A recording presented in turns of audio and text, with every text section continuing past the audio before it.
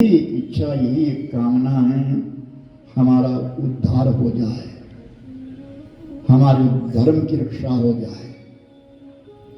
जिस धर्म में जिसने माला ली, सब अपनी अपनी माला करो, सब बैठ करके माला करो। जिसके लिए हम ये जन्म लिया इस धरती के ऊपर, जिस धर्म में हम जन्मे हैं, वो जनयिता है, हमारी जननी है। उसके प्रति हमारा क्या कर्तव्य है, उस सनातन के प्रति हमारा क्या कर्तव्य है, उसकी रक्षा हम किस प्रकार करें। सत्संग में जाकर के हमें ये विचार मिले, सत्संग में जाकर के हमारे मन में ये स्मृति आ जाए कि हम अपने धर्म के लिए क्या कर सकते हैं। मातृदेवो भव, पितृदेवो भव, अतिथि देवो भव, आचार्य देवो भव, परस्पर देवो भव। अतिथि यही जिसकी तिथि निश्चित नहीं है, मेहमान विलग चीज है, अतिथि विलग चीज है। अतिथि जिसकी तिथि नहीं है, पता नहीं कब आएगा, कौन आएगा, लेकिन अनायास जो तुम्हारे यहां आ गया है वो तुम्हारा अतिथि है।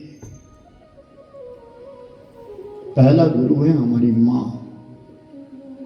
बालक जब जन्मता है तो जीवा के ऊपर शब्द जब आता है तो शब्द केवल मां बोलता है पहले, ये पहला गुरु है। दूसरे गुरु हमारे पिता है। अतिथि हमारा गुरु है। आचार्य जिसने हमको शिक्षा दी है वो हमारे गुरु है। शिक्षक शिक्षा देता है, गुरु हमको दीक्षा देता है, लेकिन सदगुरु हमारे को परमात्मा से मिलाने का रास्ता देता है।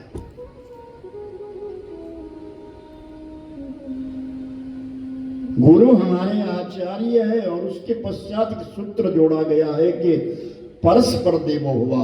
अगर हम एक दूसरे के प्रति प्रेम करना सीख ले, एक दूसरे को हम देवता मानना सीख लें, तो मेरे भाई बहन कलयुग समाप्त हो जाए और सतयुग चला है। परस्पर प्रेम करके देखो तो सही।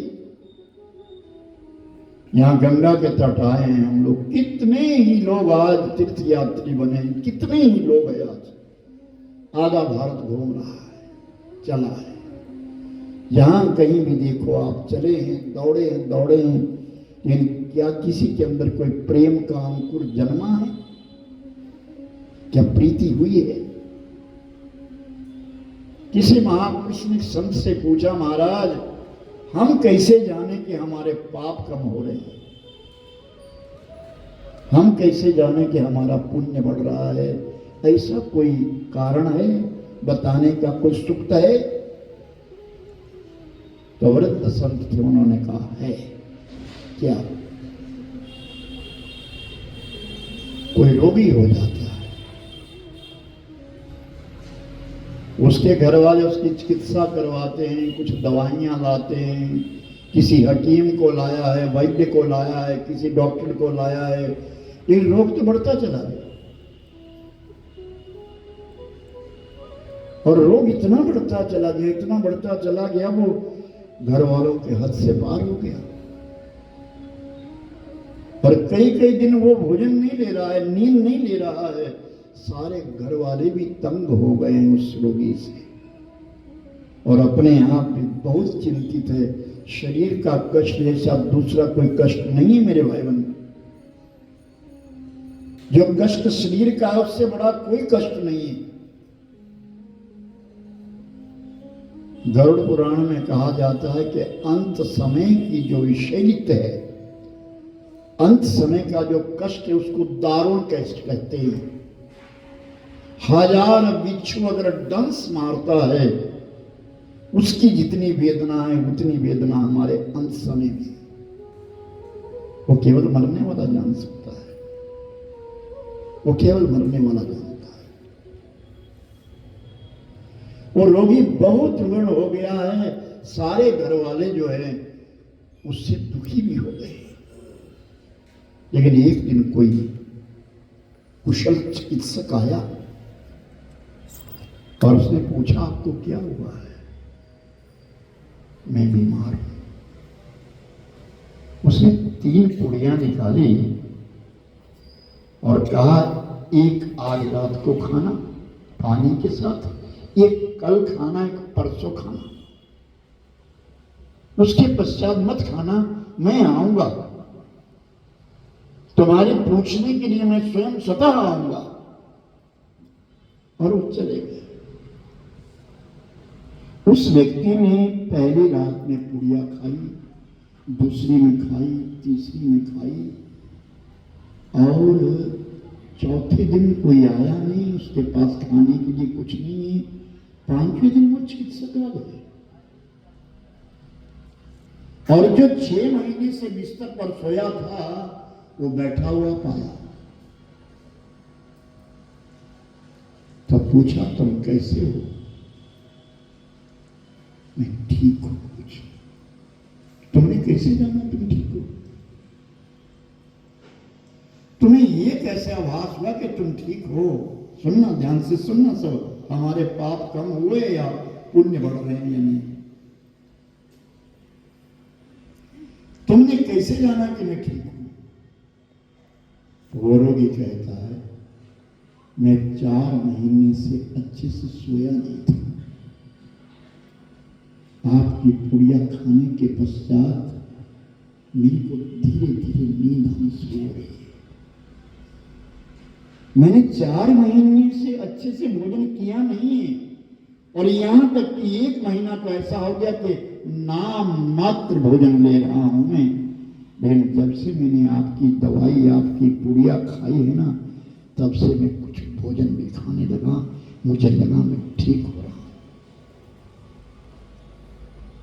तो बाबा ने कहा सुनो, जिस प्रकार हम कोई औषधि लेकर के हम कितने हो रहे हैं, अच्छे बन रहे हैं, उसी प्रकार सत्संग है कि अगर सत्संग हम श्रवण करने के पश्चात हमारा मन और श्रवण करने को लगे तो समझ लेना हमारे पाप कम हो रहे हैं, हम पुण्य की ओर जा रहे हैं। और अगर फिर भी हमारा मन न लगे और हमें कोई बिखला करके चले जाए, हम छोड़ करके चले जाएं, गंगा किनारे आकर के बिना स्नान किए हुए चले जाएं, संतों के सानिध्य में आकर के वाणी को श्रवण ना कर सकें, तो समझ लेना हमारे पाप बढ़ रहे हैं। बिना पुण्य से पुण्य कमाने का अवसर नहीं मिलता। नसीबवान को सेवा मिलती है। मेरे भाई बहन, नसीबवान को सेवा मिलती है, सबके हिस्से में सेवा नहीं है। सेवा का मौका सबको नहीं है। याद रखना मेरे भाई बहन, आप लोगों ने कोई पुण्य कमाया है तब आज आप गंगा मैया के किनारे आए। कोई पुण्य कमाया है, गंगा मैया के किनारे आए हैं, और कुछ पुण्य में भी कोई विरल पुण्य है जो आप सत्संग में बैठे। और उसके पश्चात विचारणीय विषय तो है कि हम इस कथा को किस भाव से श्रवण करें, क्या समझ करके हम श्रवण करें, क्या सोचें हम इसके विषय में। 4 गुण बड़े दुर्लभ माने जाते हैं मेरे भाई बहन। पहला गुण है धन में पवित्रता आना। और धन की पवित्रता कैसे? दान करने से, उचित स्थान के ऊपर, उचित स्थान के ऊपर। कोई अपंग है, असमर्थ है, विनाश्रय का है, कोई निर्धन बालक है, पढ़ने के लिए जा रहा है लेकिन उसके पास ना जूते हैं पांव में डालने के लिए, ना वस्त्र अच्छे, सर्दियों का मौसम आ रहा है, हम उसकी सहायता करें। धन में पवित्रता, हमारा धन पावन हो, हमारा धन पवित्र हो, उसके लिए दान करना अनिवार्य है। और याद रखना कि दान पात्रता के अनुसार होता है। सुपात्र को दान करना, कुपात्र को नहीं। अगर बंजर भूमि के बीच में तुम बीज बोगे ना, जो बंजर है उसके बीच में अगर तुम बीज डालोगे तो भूमि उस बीज को खा जाएगी, वहां कुछ नहीं पनपेगा। लेकिन अगर अच्छी भूमि में तुम बीज डालोगे ना तो कई गुना होगा।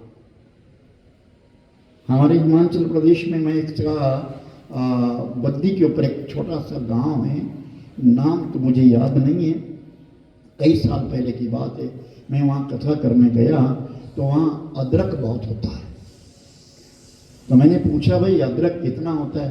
बोले हमारे 16 गुना अदरक होता है।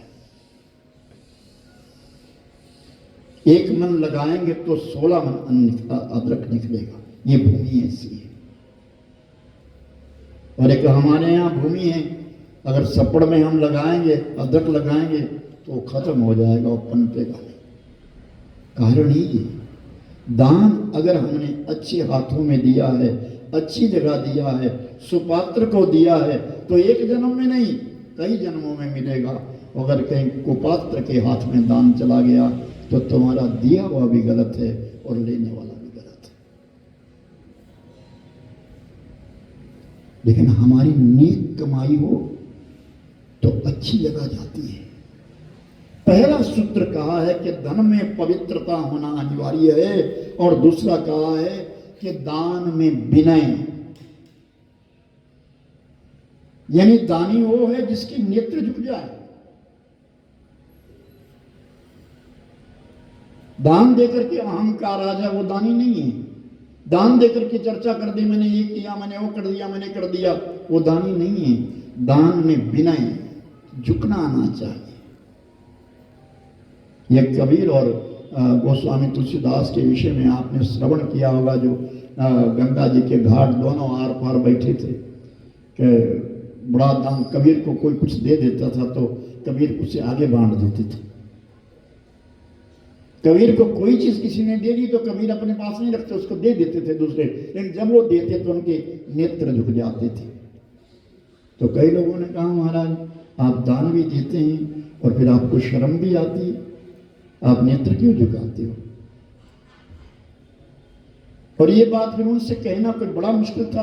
कबीर के सामने कौन कहे, इन सामने गोस्वामी तुलसीदास जी बैठे हैं और तुलसीदास जी से बात कही। तुलसीदास जी से कहा महाराज कबीर दानी तो बड़े हैं लेकिन वो तो नीचे नजर कर देते, झुक जाते। तो गोस्वामी जी तो जाने जानते, तो उन्होंने कागज पे लिखा, ऐसी देनी देन जो कित सीखे वो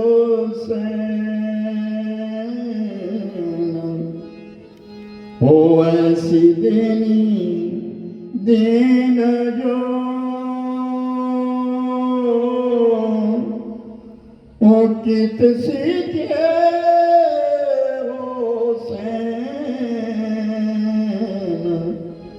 ज्यों ज्यों कर ऊंचो करो ओ त्यों त्यों नीचो ने।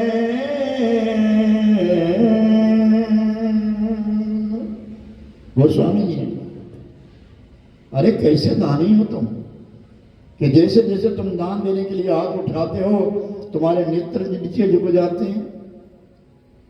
तो कबीर के पास उस कागज को लेकर के गए, जब उस पर्ची को लेकर के गए तो कबीर मुस्कुराए, गोस्वामी जी सब कुछ पता है फिर भी मुझसे पूछ रहे हो? तो उन्होंने लिखा, अरे देनहार कोई और है जो भेजत है दिन रैन, देनहार कोई और है जो भेजत है दिन रैन, लोक भरम हम पर करे ओ दासो नीचो ने।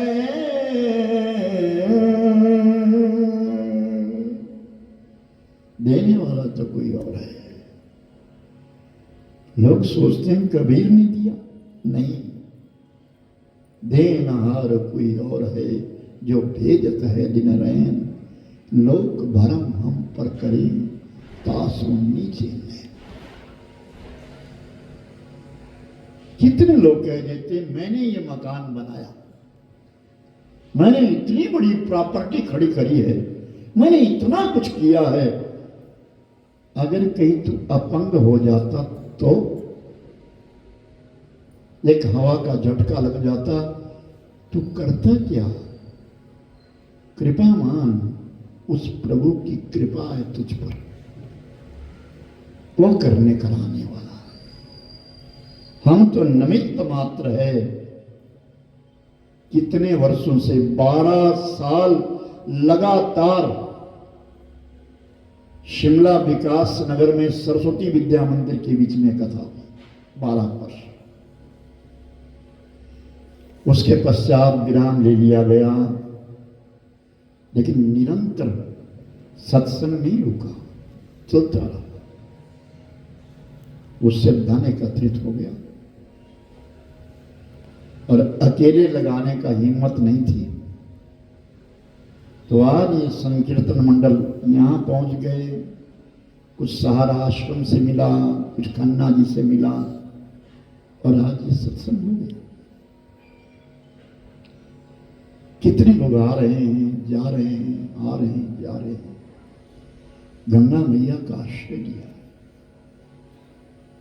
और हरिद्वार तो मैंने हरिद्वार की व्याख्या करी थी ना, बिहार का दरवाजा है, और हमारे हिमाचलियों के लिए तो घर है। हम उठते ऊपर से शाम को बैठो बस में, सुबह आ जाओ, स्नान करो, रात्रि में फिर बस में बैठो और सुबह अपने घर पहुंच जाओ जाकर। लेकिन अभागे लोग कितने रह गए जिनके पास पुण्य नहीं है, कितने लोग रह गए वो नहीं आ सके। मैंने कहा ना कि पुण्य तभी आएगा जब हमारे पास पुण्य होगा, तभी हम सत्संग में बैठेंगे। बिनु सत्संग विवेक न होई, राम कृपा बिनु सुलभ न सोई। जब तक उस मालिक की कृपा ना हो तब तक ये निश्चित नहीं है कि हम कहीं पुण्य कर्म कर सके। दान में विनय, ये दूसरा सूत्र है। तीसरा सूत्र है वीरता में दया। वीर वो है जिसके अंदर दया। और फिर कहें कि दया धर्म का मूल है। धार्मिक वही हो सकता है जिसके हृदय में दया हो। जिसके हृदय में दया नहीं हो, धार्मिक होगा कैसे? वो धार्मिक नहीं होता अगर उसके अंदर दया नहीं है। तुम रास्ते से जा रहे हो, कोई व्यक्ति तड़प रहा है, नीचे गिर गया है, और हम उसे बिना पूछे बिना देखे नकार दे और निकल जाए, जिसका मतलब हमारे हृदय में दया नहीं है। तो वीर कैसे होगा? वीरता में दया। वीर वो है जिसके अंदर दया है। और चौथा सूत्र और विशेष सूत्र है अधिकार में निराभिमानता। यानी हम पद हमारा ऊंचा है, लेकिन फिर भी हम सबसे मिलते हैं। निराभिमानता, जिसका कोई भी हमारे लिए अभिमान नहीं, ऊंचा वो है। ठीक है, यहां मैं इस पद पर बैठा हूं, आप सबको झुकना होगा, प्रणाम करना होगा। लेकिन जब मैं इस पद से नीचे आ जाऊंगा फिर तो सामान्य हूं मैं, आप जैसा हूं। हमारी एक आत्मा, आत्मा हमारी एक है, फिर तुम सामान्य लोग हैं। ठीक है, पद की गरिमा है, गुरु की गरिमा बिलग रास्ता है, लेकिन ये व्यासपीठ है। तुम्हारे प्रणाम करने से पहले मैं स्वयं बैठने से पहले प्रणाम करता हूं, उतरते बाद फिर प्रणाम करता हूं, क्योंकि ये व्यास आसन, ये पद है। तो कहें कि जैसे पर्वत, बड़े बड़े पर्वत हवा के झोंकों से विकंपित नहीं होते, उसी प्रकार मेरे भाई बहन स्तुति और वंदना करने से अच्छे लोग कभी भी अभिमान में युक्त नहीं होते। उड़ी सच्चिदानंद भगवान की। कितने प्रकार के भले दुनिया में, गजब की बात है। बुद्धि का बल है, धन का बल है, तन का बल है, विद्या का बल है, कितने बल है दुनिया में, नाना प्रकार के बल है, लेकिन इन सबसे बड़ा एक और बल है।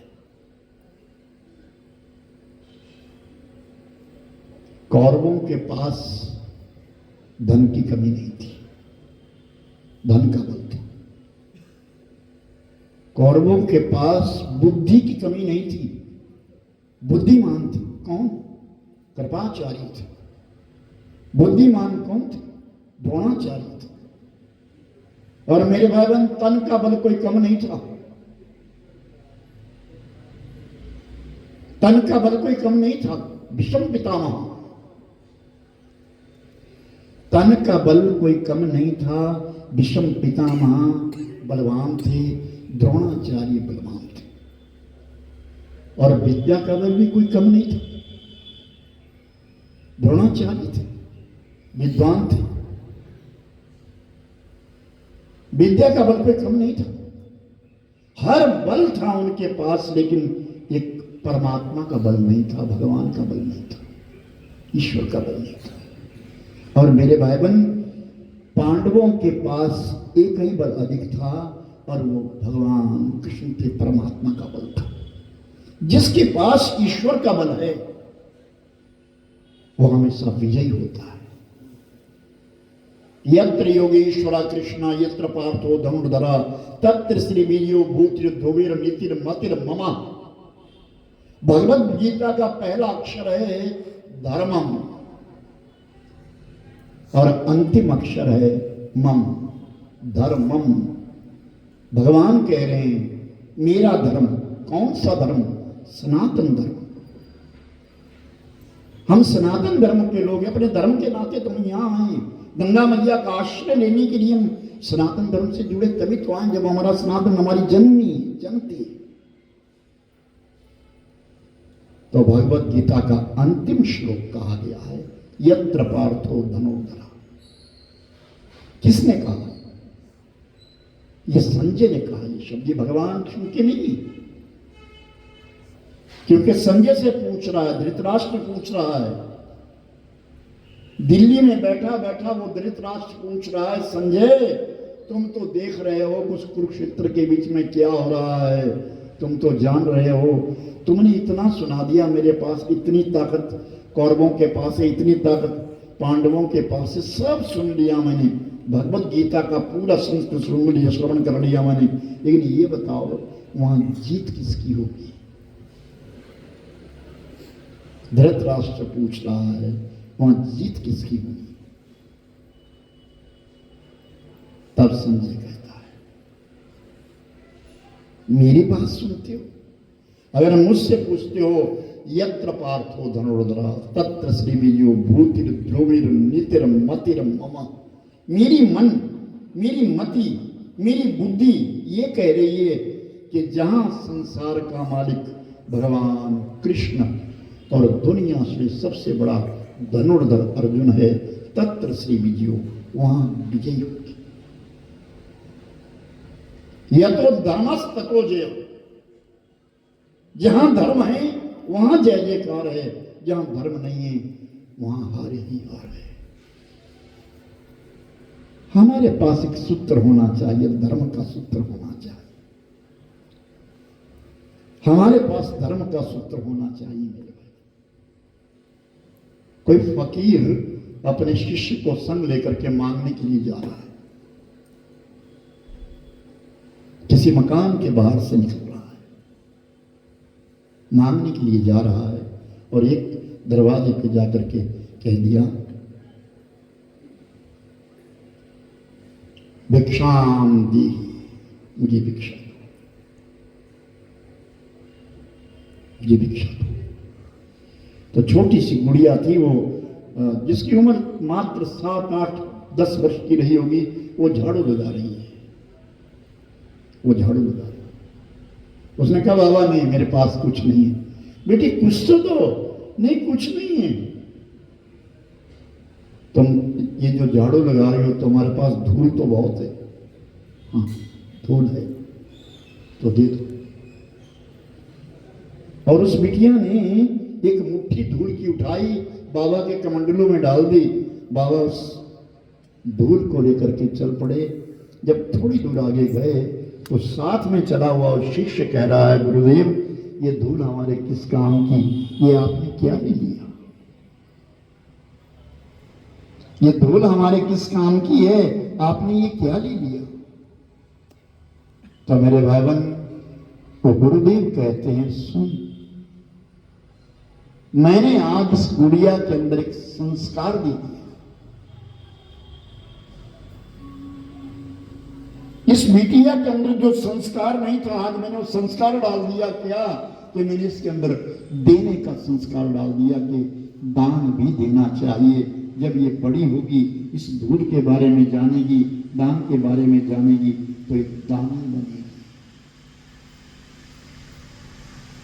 विशेष सूत्र है मेरे भाई बहन, ध्यान देना, इस बात पर नोट करना। सत्संग में आकर के हमारे अंदर संस्कार उत्पन्न होते हैं और संस्कार ही हमारे धर्म की रक्षा करते हैं। जिसके अंदर संस्कार नहीं, वो धर्म की रक्षा करेगा। जय सिया राम। खुल के बोला करो, वरना अल्लाह अल्लाह बोलने वाले बहुत आने वाले हैं। जल्दी बोला करो इस बात को। जय सिया राम। हाँ, इस प्रकार डट के बोलना चाहिए, वरना नहीं। हम भारतीय हैं, ये भारत हमारी मां है, ये धरा है, हमारे पूर्वज रहे हैं यहाँ पे। इस सनातन को हम ऐसे बिगड़ने नहीं देंगे। कितने हुए जिन्होंने बलिदान दे दिया अपना, वो भारत को भारत रखा। आपने अपना बनाया,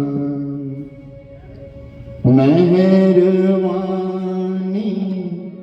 आपकी, आपने अपना बनाया, मेहरबानी आपकी, शीश कोरी बताया, कदरदानी आपकी, शीश कोरी बताया, कदरदानी आपकी, आपने अपना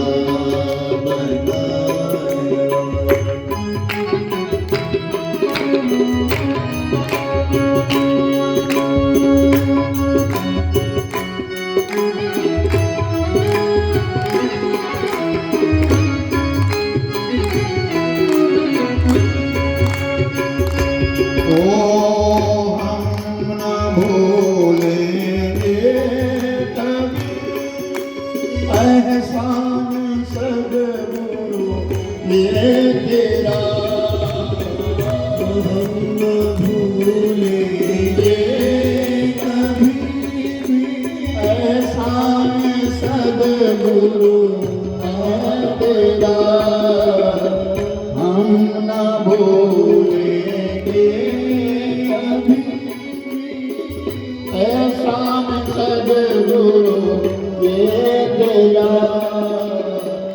आपने चरणों लगाए, अपने चरणों से लगाया, मेहरबानी आपकी, आपने बनाया, मेहरबानी आपकी, आपने अपना बनाया।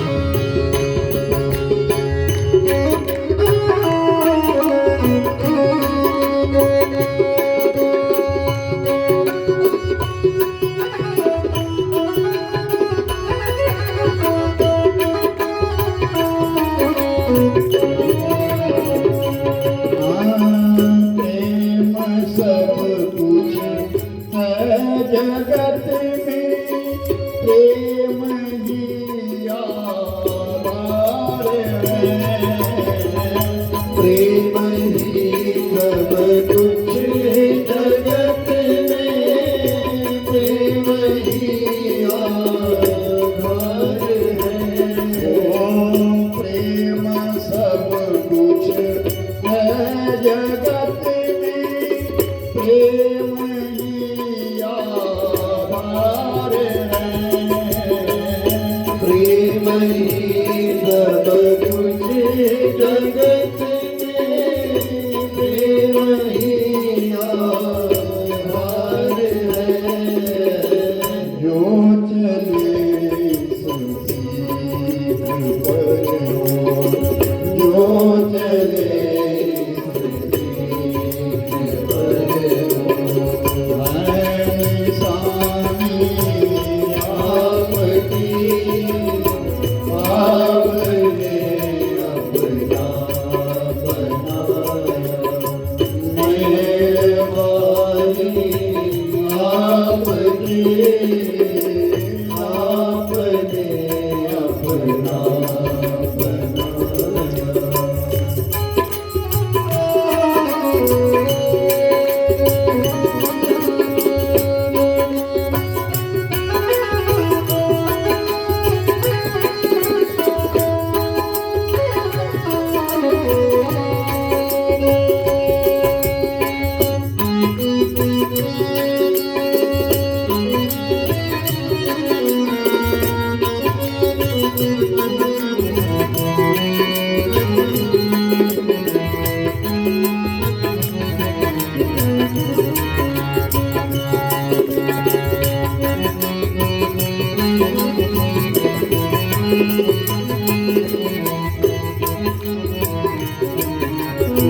हमने दुनिया को बताना है कि जीना सीख लो, हमने दुनिया को बताना है कि जीना सीख लो।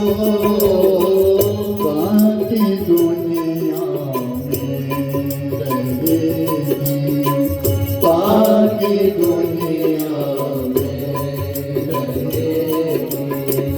ये कहानी आपकी, आपने अपना बनाया, मेहरबानी आपकी, हमको दीवाना बनाया, मेहरबानी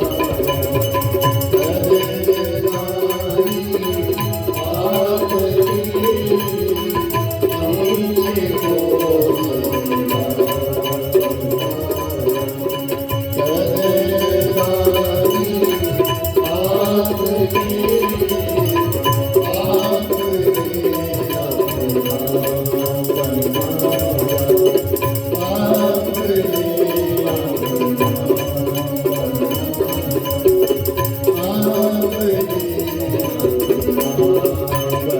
हमको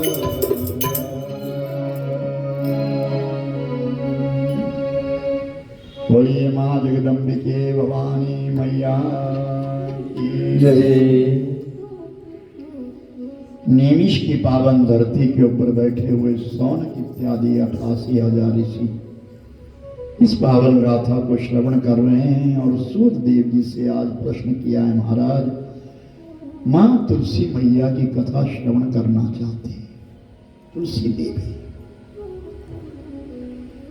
और जो जिसका प्रश्न दुनिया में मेरे भाई बहन कोई भी जो राम भक्त है, श्याम भक्त है, वैष्णव भक्त जो है वो तुलसी से जुड़ा हुआ है। याद रखना, जिनको राम जी का भजन मिला हो, जो राम जी का भजन करते हैं, पाठ करते हैं या श्याम जी का पाठ करते हैं, भगवान विष्णु से संबंधित जो जप करते हैं उनको तुलसी से जोड़ा जाता है। भगवान शंकर जी से संबंधित जो जप किया जाता है उन्हें रुद्राक्ष से जोड़ा जाता है। तू नाम तुर्य कहते, तू का नाम कहा जाता है राम। तू तुर्य शब्द कहा जाता है, इसकी परिभाषा कही जाती है। इसका तू का मतलब राम होता है, तुर्य राम। और ला का नाम होता है लक्ष्मण और सी का नाम होता है सीता। तुलसी ये वैष्णव है। तुलसी की कंठी पहनना, तुलसी की माला से जप करना, ये वैष्णव लोग जो राम का जप करते हैं, जो कृष्ण का जप करते हैं, भगवान विष्णु से संबंधित नारायण का जप करते हैं, उनके लिए तुलसी की माला का विशेष प्रयोग कहा गया है। और कंठ में बड़ा महत्व है तुलसी का। आप कथा श्रवण करिए आज ध्यान से, बड़े भाव श्रद्धा के साथ। माँ तुलसी मैया हमारे यहाँ आंगन आंगन में तुलसी बोई जाती है, आंगन आंगन में तुलसी का कुंडा होता है। और ये आज हम गंगा मैया के तट पर बैठ करके तुलसी मैया की पावन कथा को श्रवण कर रहे हैं इस देवी भागवत के माध्यम से। ये हमारा अहोभाग्य है। एक धर्मध्वज नाम के राजा हुए, जिनकी यहां पत्नी जिसका नाम मालावती था, ऐसी मालावती के यहाँ एक लक्ष्मी मैया ने अवतार लिया, नाम रखा वेदवती। क्योंकि जन्मती ही उस कन्या ने ओम का नाम जप किया, ओमकार जप किया, तो वेदों का पहला अक्षर है ओम। जब भी कोई निर्विक मंत्र कहता है तो ओम कहता है। ओम भूर्भुवः स्वः ओम त्र्यंबकं यजामहे ओम नमो भगवते वासुदेवाय। ये ओम शब्द से जोड़ दिए जाते हैं क्योंकि ओम जो है वो वेद का पहला अक्षर है। तो वेदवती नाम, उस कन्या का नाम वेदवती रखा। और वो वेदवती पुष्कर में तप करने के लिए चली गई। राजस्थान के बीच में पुष्कर है और पुष्कर के बीच में वो तप करने के लिए चली गई, साधना करने के लिए चली गई। और आकाशवाणी हुई, ऐ देवी इस जन्म में नहीं अगले जन्म में तुम्हें परमात्मा का दर्शन होगा। उसके पश्चात वो देवी गंधमादन पर्वत पर चली गई, वहां तप करने लगी, साधना करने लगी। बहुत सुंदर देवी थी। लंकापति रावण आया और रावण ने उस वेदवती को भोगना चाहा। वो पीछे पीछे जाती रही, रावण को जड़वत कर दिया, उसने श्राप दे दिया। लेकिन जितने में वो शराब दे रही थी उतने में वो नीचे गिर गई और शराब नीचे गिरते गिरते उसने कहा, बिना इच्छा से जिस भी स्त्री को तू छुएगा उसी दिन तेरी तत्काल मौत हो जाएगी। ये रावण को श्राप वेदवती का है। सीता मैया याद रखिए 14 महीने लंका के बीच में रही, लेकिन रावण उसे स्पर्श तक नहीं कर सका। वो जानता था, वो जानता था कि मैं सीता को अगर स्पर्श करूंगा तो मेरी मृत्यु हो जाएगी। पर आज इस कलयुग में कितनी बड़ी विडंबना, इस कलयुग में कितनी बड़ी विडंबना है कि जिस रावण ने सीता मैया को छुआ तक नहीं, उस रावण का आज पुतला जलाया जाता है। और जिस दुशासन ने द्रौपदी का चीरहरण किया उसको लोग भूल जाते हैं। रावण ने तो सीता माता को छुआ तक नहीं था। वो तो आत्म कल्याण के लिए, अपने कल्याण के लिए सीता को उठा करके ले गया था कि मेरा कल्याण हो जाएगा, मेरा वंश पवित्र हो जाएगा, पावन हो जाएगा, राम आएंगे। हर तामस देगा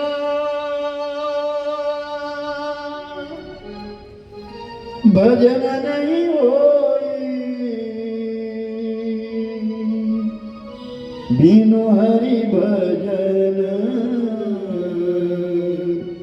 मुक्ति नहीं होई। मेरा शरीर तामस हो गया है। ये रावण जानता था कि मेरा शरीर तामस हो गया है और तामस शरीर से भजन नहीं हो सकता। लहसुन नहीं खाते, प्याज नहीं खाते, क्यों नहीं खाते? उसमें कोई दोष थोड़ा है कि हम तब नहीं खाते उससे दोष लगता है, नहीं, वो तामस पदार्थ है। लहसुन प्याज खाने वाला व्यक्ति, नाना विधि प्रकार के व्यसन करने वाला व्यक्ति का मन भजन में नहीं लग सकता। राशि भोजन खाने वाले का मन भी भजन में नहीं लगता। मेरे भाईबन, जिस समय भगवान कृष्ण ने सुदामा को द्वारिका में भोजन परोसा था ना, तो 56 प्रकार के भोग रखे थे। जब 56 प्रकार के भोग रखे सुदामा को खाने के लिए, सुदामा ने कहा, कन्वा मैं नहीं खाऊंगा इसे। ये क्यों? अगर मैं इसे खाऊंगा तो तेरा भजन नहीं होगा। ये राशि भोजन है। भगवत भजन करने के लिए सात्विक भोजन अनिवार्य है। सात्विक भोजन। व्रत के दिन हम लोग कठोरता के साथ कह देते नहीं, आज कोई लहसुन मत डालना, आज प्याज मत डालना, क्योंकि आज हमको निर्मल भोजन करना है। आज हमारा मन भगवान के चरणों में है।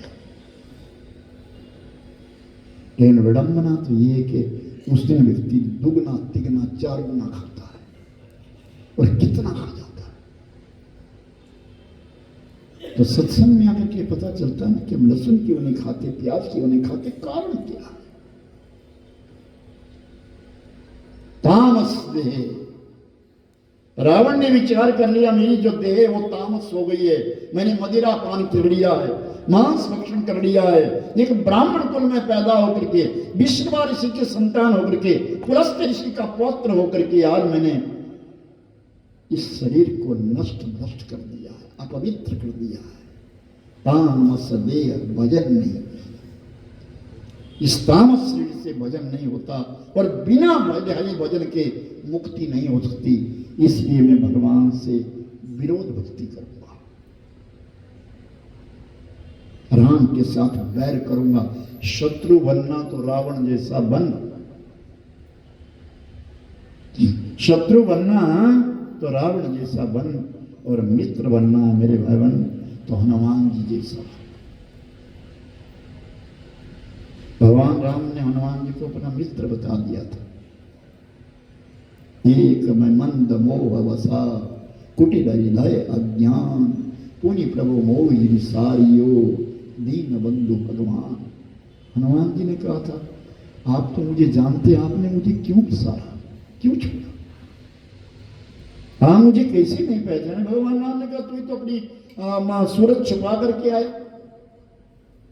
मैंने तो नहीं तुझे कहा था, मैं तो नहीं छुपाई, तू छुपा के लाया। मैंने तो कह दिया, कौशलेश दशरथ के जाए, हम भी तो वचन मान ही बन आए। मैंने तो सत्य कह दिया, लेकिन तूने कहा कि मैं विप्र हूं। तब कहा, एक मैं मंद मोह, मैं मंद बुद्धि हूं। कौन कह रहा है? हनुमान, जिसको हम कहते हैं जय हनुमान ज्ञान गुण सागर। वो कह रहे अपने लिए। बड़ा वही है जो छोटा बनना जानता है मेरे भाई बहन।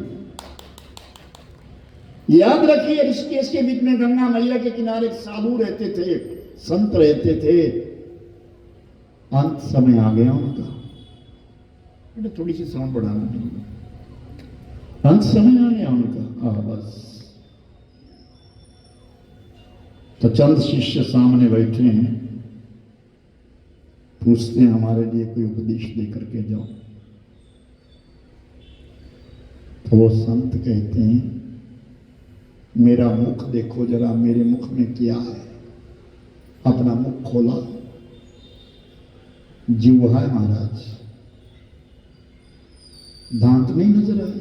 नहीं, दांत तो है नहीं। आपके दांत तो टूट गए। तो मैं पूछता हूं तुमसे कि जब जन्म लेता है तो पहले दांत आते हैं या जीवा आती है? महाराज जीवा पहले आती है, दांत तो बाद में आते हैं। लेकिन जाता कौन है पहले? कि दांत जाते हैं, जीवा तो रह जाती है। कि जो कठोर है वो पहले चला जाएगा और जो नम्र है वो रह जाएगा। कितनी बाढ़ आ जाए, कितनी वेग नदी की आ जाए, छोटी छोटी हरी हरी जो घास है, जू है, वो नीचे बैठ जाती है, पानी ऊपर से चला जाता है। लेकिन बड़े बड़े पेड़ जो अहंकार लेकर के खड़े हैं वो उखड़ करके गिर जाते हैं, वो चले जाते। छोटा बने सो हरि पाए, जो छोटा बनता है वो हरि पाता है। वेदवती ने श्राप दे दिया, रावण इस बात को जानता है और वही वेदवती दूसरे जन्म के बीच में धर्मध्वज राजा के यहाँ माधवी नाम की स्त्री से उत्पन्न हुई और जन्मते उसने भी पुनः ओंकार का नाम लिया और कार्तिक पूर्णमासी के दिन उसका जन्म हुआ और उसका नाम तुलसी रखा। बोले तुलसी मैया की। और जन्मते वो भी तप करनी चली गई। साधना, तपस्या, सत्संग ये हमें संस्कार देते हैं, संस्कारों से मिलता है। पिछले जन्म में कमाया हुआ अच्छा इस जन्म में भोग रहे हैं हम लोग। याद रखना, अंग्रेजी पढ़ने वाला, अंग्रेजी सीखने वाला, ABCD सीखने वाला दोबारा जन्म होगा तो ABCD दोबारा सीखनी पड़ेगी। लेकिन जिसने कोई प्रभु चरण रत करी है, कोई अच्छा बोध किया, अच्छा ज्ञानी हुआ है, वो दोबारा जब जन्म लेगा तो ज्ञानी ही उत्पन्न होगा। कितने बालक ऐसे आते हैं जो बचपन में बड़े प्रतिभाशाली होते हैं। अभी कौंडिन्य आया था ना कुछ वर्ष पूर्व, छोटा सा बालक कौंडिन्य, उसको कितना कि जो एक बार भूल गया उसको याद हो जाता था। उसी प्रकार हमारे विवेकानंद भी तो ऐसे थे और आज है विवेकानंद जैसों की जरूरत है आज इस सनातन को रखने के लिए। विवेकानंद का नाम विवेक नहीं नरेंद्र था और उदंड था। नरेंद्र बहुत उदंड था, वारिश था, मानता नहीं था, किसी को मानता नहीं था। और सो मैंने कई बार कथा में सुनाई, इस पूरी कथा को सुनाया है स्वामी रामकृष्ण परमहंस की पावन गाथा। लीलामृत को बहुत बार सुनाया मैंने कथा कि पकड़ करके फिर नीचे फेंक दिया था और पांव का अंगूठा गले पर लगा दिया और भगवान का साक्षात्कार करवा दिया था। राम कृष्ण परमहंस कभी पढ़े नहीं थे, कितना बोध था, काली से बातें करते थे, पढ़े लिखे नहीं थे। किस किस के गुरु बन गए। वो तुलसी जाकर के पुष्कर में तप करने लगे। हमें तप साधना जरूर चाहिए। कुछ समय अपनी जिंदगी में ऐसा निकालो, अपने परिवार में ऐसा निकालो जब केवल तुम हो और दूसरा कोई ना हो, केवल तुम हो। और फिर मनन करो ना बैठ करके, पता चले कौन मैं कौन हूं। जिंदगी भर कमाता रहा। तभी तो किसने बड़ा सुंदर शेर लिखा है कि शमशान की राख पर खड़े होकर, शमशान की राख पर खड़े होकर मैंने ये विचार किया कि जिंदगी भर जलता रहा इस राख बनने के लिए। जिंदगी बिता दी अपनी मैंने ईर्ष्या कर करके, द्वेष कर करके, राख बन गई। आखिर मैंने राख बनना ही था तो क्यों किया? कम से कम इतना ध्यान तो होना चाहिए कि अब हमारी जिंदगी बोनस की है। सरकार ने भी हमको सेवानिवृत्त कर दिया है और 50 से ऊपर तो मेरे भाई बहन वानप्रस्थ बन जाइए। 60 के पश्चात पूर्ण संन्यास हो जाना चाहिए, वानप्रस्थ बन जाइए। अगर इससे फिर चिपके रहोगे तो ये छोड़ने वाला नहीं है। मैंने कल ही कहा था ना कि जितना एक गृहस्थ खींचता है उतना ही व्यक्ति पीछे हटता चला जाता है। कौन चाहता है कोई छोड़ करके जाए? लेकिन आज दादा कहता है मेरा पोता मेरे से बगैर नहीं रहता, लेकिन उस दादा को ज्ञान नहीं है कि पोता तो तेरे से बगैर रहता है, कि तू अपने पोते से बगैर नहीं रहता। ये तेरी लालसा है, और सबसे बड़ी बात कि तेरी अज्ञानता है। तुझे विचार करना चाहिए कि मेरा जो कर्तव्य था मैंने गृहस्थ को किया, क्योंकि मुझे ये कर्म मिला था, ये मैंने कर दिया, लेकिन अब तिलांजलि देना, तो उसको छोड़ना, उससे चिपका मत रहे। मैं पोता भी देख लो, मैं परपोता भी। तुमने अपने पुत्र को पाला, तुम्हारा पुत्र अपने पुत्र को स्वयं पाले, तुम कौन होते हो? फिर भी नहीं दादा चल तू बैग उठा, सब्जी ला, वो कर। क्यों? जब तूने किया है, या तो तू बता कि तेरा किसी ने औरों ने किया। जब तूने अपने पुत्रों को पाल करके बड़ा किया, पढ़ाया लिखाया, तो तेरे पुत्र अपना आगे करो। इस कीचड़ में क्यों फंसा है? जंगल में जाने की जरूरत नहीं है, कहीं इधर उधर जाने की जरूरत नहीं है, अपने घर में रहे, लेकिन आसक्ति तो छोड़ देना। आसक्ति तो छोड़ दे, तुम जानो भाई, कमाओ खाओ, तुम्हारी मर्जी। और मेरे भाई बहन, पहले तो एक बात थी, मुझे अच्छी याद है, मैं भी निर्धन परिवार से हूं, ब्राह्मण कुल से हूं, और अच्छे ब्राह्मण नहीं हूं। मेरे पिता धुरंधर विद्वान थे। मैं तो उनका ये एहसान, ये कर्ज इस जन्म में तो क्या कई जन्म में नहीं उतार सकता, जिन्होंने मुझे ये शिक्षा का दान दिया। सबसे बड़ी बात तो ये कि हम गरीबी से उठा हुआ व्यक्ति जब ऊंचाई पे चला जाता है तो उसको ये नहीं भूलना चाहिए कि मैं कभी गरीब था, निर्धन था, ये नहीं भूलना चाहिए। हमें ज्ञान मिला है कि बिना सत्संग के कुछ नहीं होता। हमारे पिता ने भी हमको छोड़ दिया था, वो बेलत रहना शुरू कर दिया था, वानप्रस्थ हो गए थे।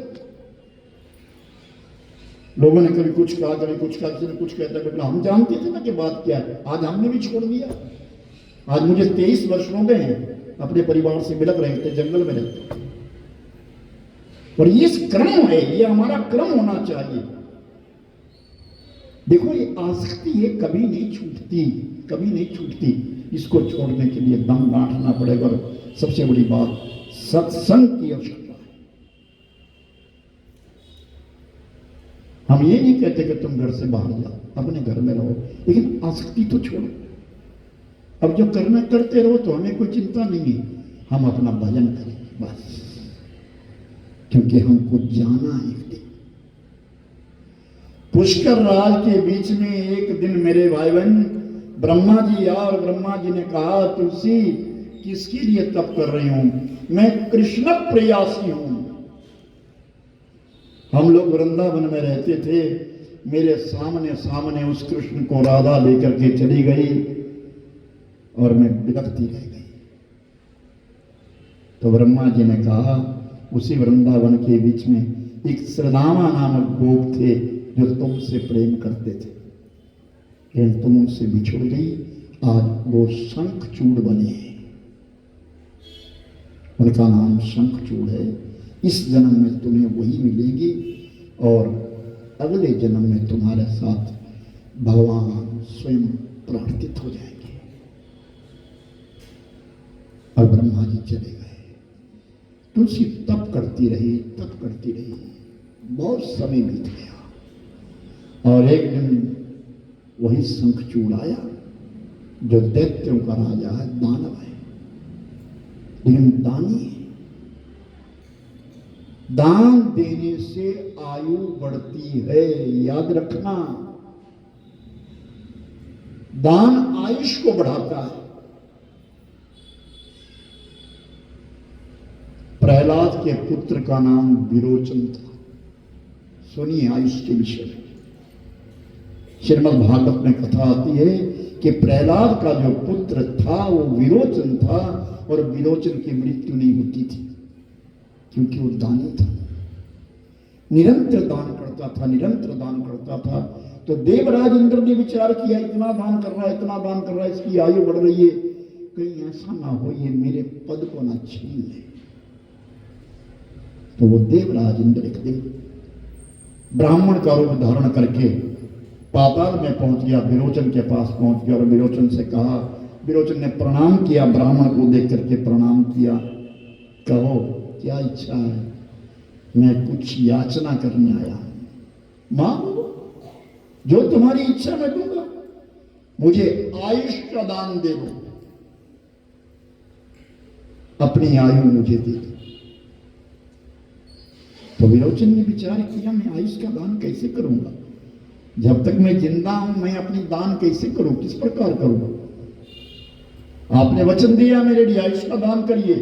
तो विरोचन ने दिया और अपने गर्दन काट करके इंद्र को आयुष उपेंद्र बन गए। जितना तुम दान देते हो उतनी आयु बढ़ती जाती है, ये निश्चित है। और वो शंखचूड़ बड़ा दानी था, बहुत दानी था। और शंखचूड़ सामने आया, पिछली रात में ही इस तुलसी को सपना आया है कि सामने तेरे सामने एक पुरुष है, धवल रंग का पुरुष है, धवल वर्ण का पुरुष है, वो तुमसे प्रीति करता है, तुमसे प्रेम करता है, और आज वो सामने खड़ा है। तुम्हारा नाम तुलसी है क्या? तुलसी ने कुछ नहीं कहा।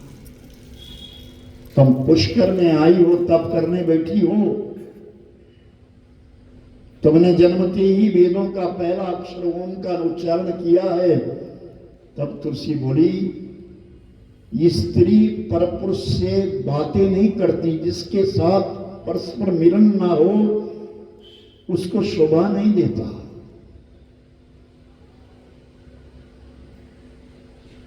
याद रखना, पिता पुत्रो न गंतव्यम ब्राह्मणत्रयम् नवस्त्रियां न गंतव्यम। पिता और पुत्र को कभी भी घर से इकट्ठे नहीं निकलना चाहिए। सुनना, नीति की बात है। पिता और पुत्र को कभी घर से इकट्ठे नहीं निकलना चाहिए।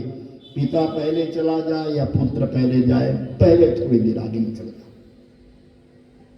न गंतव्य ब्राह्मणत्रयम्, 3 ब्राह्मणों को इकट्ठे नहीं निकलना चाहिए। नवस्त्रियं नद्यम्, 9 स्त्रियां इकट्ठी मिलकर के कहीं पदार्पण न करें। ये शास्त्र मूल की कुछ बातें। पिता पुत्र अगर इकट्ठे निकल जाते, अकस्मात कोई घटना घट जाए तो परिवार निर्धनता की ओर चला जाएगा, खाली हो जाएगा। इसलिए उस अपशकुन को डालने के लिए पहले पिता आगे जाए या पुत्र आगे चला जाए। हमारे यहाँ बड़ा दिशा ज्ञान किया जाता था, मुहूर्त देखा जाता था। आज ना तो दिशा ज्ञान है ना मुहूर्त है। पाश्चात्य सभ्यता ने इतना आक्रमण कर दिया है कि हमारे सनातनी लोग भूल गए हैं।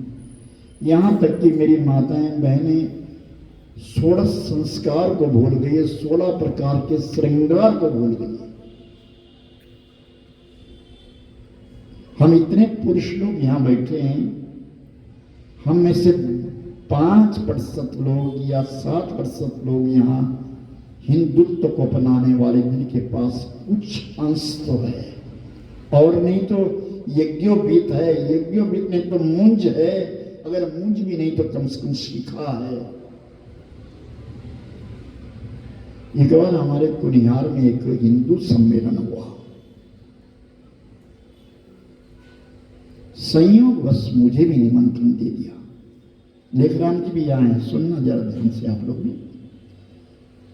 अच्छा लगा आपका आना, मुझे अच्छा लगा। सच बताऊं, बहुत दिनों से तरसता हूं। ये मेरे पुराने मित्र है, और जब पीटर हॉफ के बीच में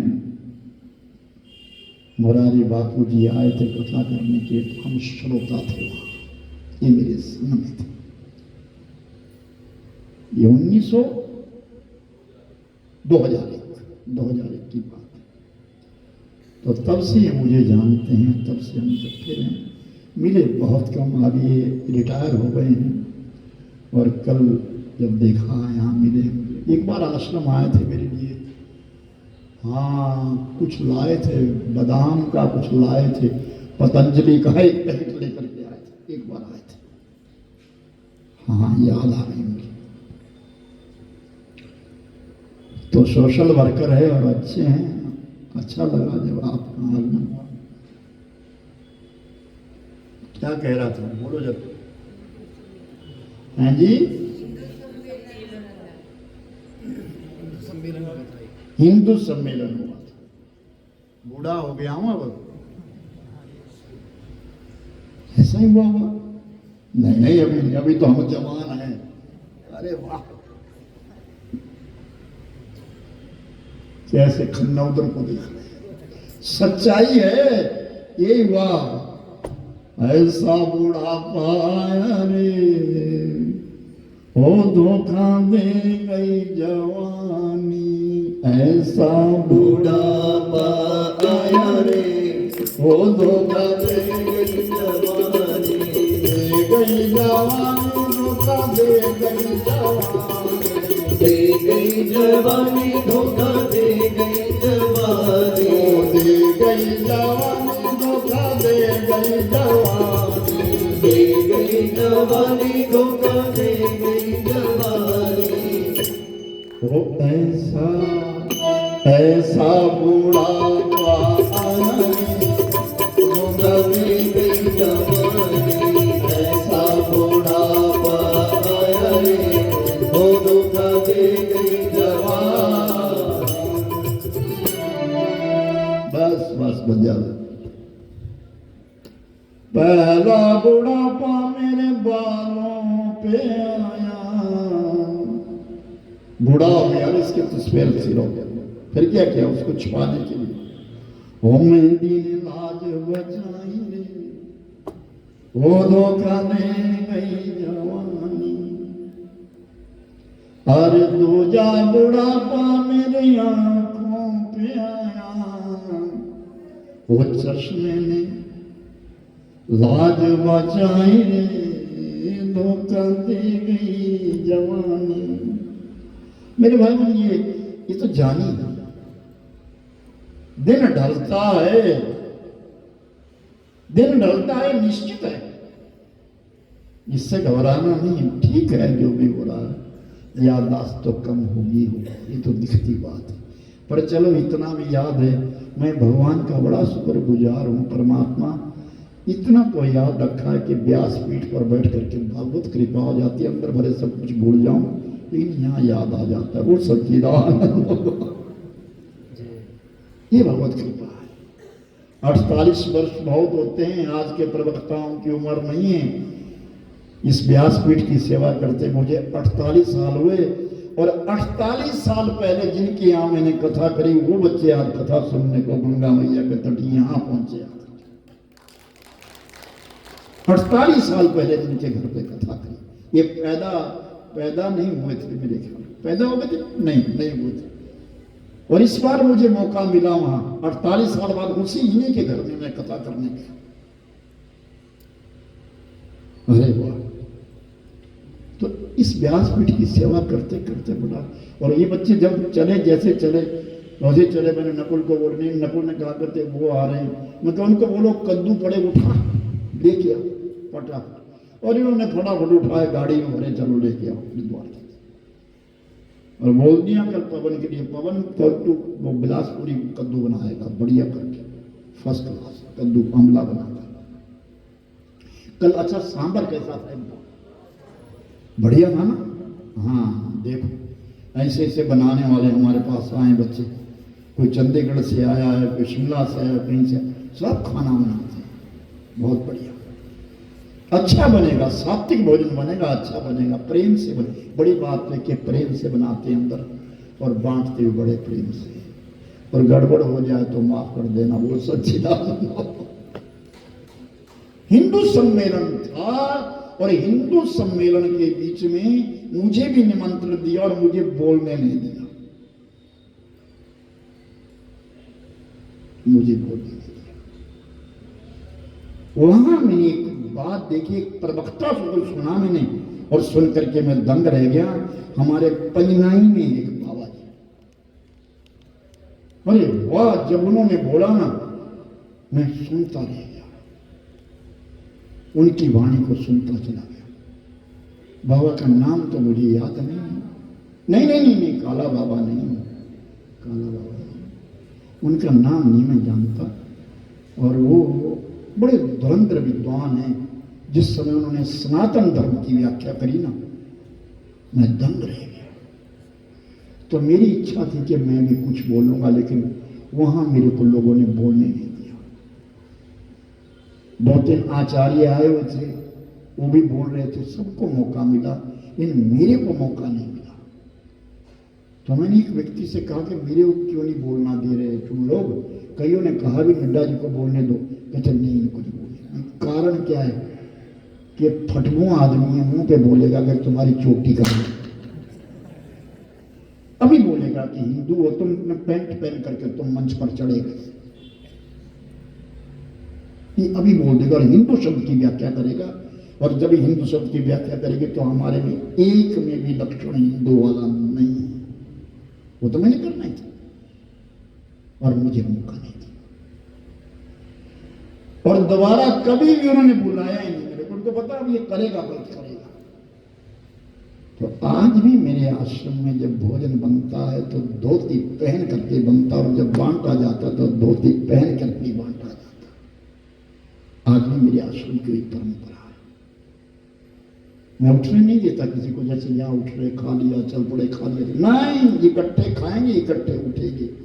सनातनी परंपरा को रखना है, नियम कठोर होना चाहिए। मोबाइल किसी का खुले ना, भगवत कथा के बीच में, परमात्मा की कथा के बीच में ये उपचार नहीं होना चाहिए। मोबाइल की बात खत्म, ये कुछ नहीं, केवल कथा और कथा।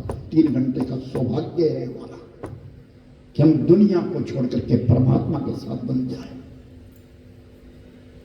संसार को छोड़ करके संसार के मालिक के साथ जुड़ा जाता है।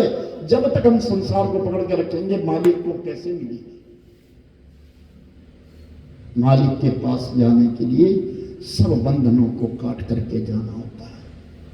संसार का बंधन कट करके परमात्मा का बंधन मिलता है। इसलिए मैं कहता हूं, सबसे प्रातः काल उठ करके जब सब सोए हो, जग जाओ, जुड़ जाओ उस मालिक से।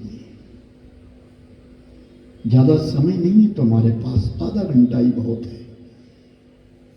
1 घड़ी, आधी घड़ी, आधी से पुनियाद केवल 6 मिनट तुम्हारे गुरु महाराज ने तुम्हारी झोली में जो दिया उसको भजन कर लो। बस दिखावा करने की जरूरत नहीं है, ज्यादा करने की जरूरत नहीं है। एकांत में रह करके मनन कर लो, भजन कर लो, तुम्हारा कल्याण हो जाए, निश्चित है तुम्हारा कल्याण हो जाए। और शंखचूड़ ने कहा, देवी मैं तुम्हारा प्रयासी श्रीधामा हूं। और इतने में ब्रह्मा फिर लौट करके आए। ब्रह्मा ने दोनों को वाद चिंतन करके कहा, तुम दोनों का पाणी ग्रहण होगा, और दोनों का विवाह पुष्कर में कर दिया। एक सती साध्वी स्त्री को पा करके शंखचूड़ का बल अत्यधिक हो गया। दानी था, बल तो पहले ही था, दानवों का राजा था, लेकिन सती स्त्री को पा करके, सती कन्या को पा करके, सती नारी को पा करके उसका बल बढ़ गया। क्योंकि स्त्री को अबला कहते हैं। स्त्री का जो बल है वो केवल पुरुष होता है, और पुरुष का जो बल है वो स्त्री का सतीत्वपन है। और शंखचूड़ अपनी राजधानी में रहने लगा, और बड़े प्रेम से दोनों पति पत्नी रहते हैं। उस शंखचूड़ मृत्यु मंडल का राजा बन गया। और एक दिन शंखचूड़ ने हर जगह ढिढोरा पिटवा दिया, मेरा ही राज्य है, मेरा ही साम्राज्य है। चारों दिशाओं के बीच में शंखचूड़ का नाम होने लगा। मेरे भाई बहन, समय बीतने लगा, और तुलसी को पा करके अति प्रिय है। लेकिन भगवान शंकर जी ने कैलाश पर्वत के ऊपर शंखचूड़ की जब यह प्रशंसा सुनी, उन्होंने कहा कि देवताओं को कष्ट हो रहा है, मानव को कष्ट हो रहा है, इसको तो पाताल रहना चाहिए था, लेकिन पाताल छोड़ दिया इसने और ये मृत्यु मंडल के ऊपर आकर के बस गया है। इसलिए भगवान ने अपने एक गण को भेजा कि शंखचूड़ से कहो कि शंखचूड़ तुम मृत्यु मंडल को छोड़ करके पाताल में चले जाओ। और शंखचूड़ ने, मेरे भाई बहन, भगवान शंकर जी को संदेश भेज दिया। एक घसवर नाम का दैत्य था, तो से कहा जा भगवान से कहे और शिव से कहो कि मैं तुम्हारे सामने युद्ध करना चाहता हूं। भगवान शिव ने कहा युद्ध करना चाहता है।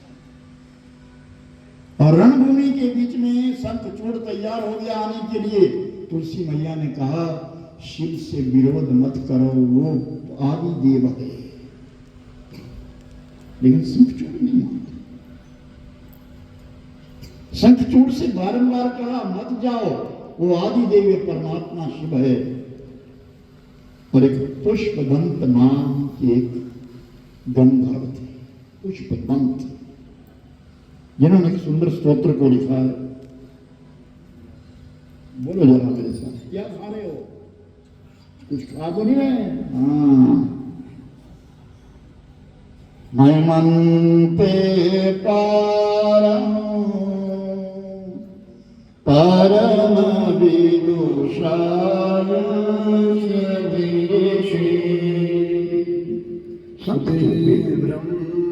ब्रह्मादीनो दीनो बमनिता। पुष्पदंत जो फूल चुराया करता था। एक राज, उसकी इच्छा थी कि मैं नील कमल के पुष्प मैं भगवान शंकर जी पर चढ़ाऊं। और वो जाता और राजा के एक बगीचे के बीच में पुष्प चुरा करके ले आता। लेकिन मालियों को पता ही नहीं चलता। जितने में माली आते उतने में पुष्पदंत उन फूलों को चुरा करके ले जाता। तो राजा ने कहा पकड़ो भाई, कौन है वो, कौन है? लेकिन पकड़ में नहीं आता, पुष्प चोरी हो जाते। शंकर जी के लिए फूल चुरा लेते हैं। तो राजा ने घोषणा करी अपने राज्य में, जो भी उस चोर को पकड़ेगा मैं उसके लिए इनाम दूंगा। तो श्रेष्ठ ब्राह्मणों ने कहा हम पकड़ सकते हैं। और उन श्रेष्ठ ब्राह्मणों ने क्या किया, शिवलिंग का पानी ले लिया, निर्माल्य जिसे कहते हैं। शंकर जी के ऊपर चढ़ी हुई वस्तु निर्माल्य हो जाती है। आज कुछ प्रवक्ता ऐसे भी आ रहे हैं, वो कह रहे हैं शिवलिंग के ऊपर बेलपत्र चढ़ाओ, उनको खा जाओ, तुम्हारी बीमारी ठीक हो जाएगी। शिवलिंग के ऊपर पानी चढ़ाओ, उसको पी लो, तुम्हारी बीमारी ठीक हो जाए। ऐसा मत करना मेरे भाई बहन। दुनिया जो मर्जी कहें, जो हमारे पूर्वज बुजुर्ग जब कहे गए हैं उन्हीं का आश्रय लीजिए। शिवलिंग के ऊपर जो भी चढ़ी वस्तु है वो निर्माल्य होती है, उसका अधिकार हमारा गृहस्थियों का नहीं होता, नहीं होता उसका अधिकार।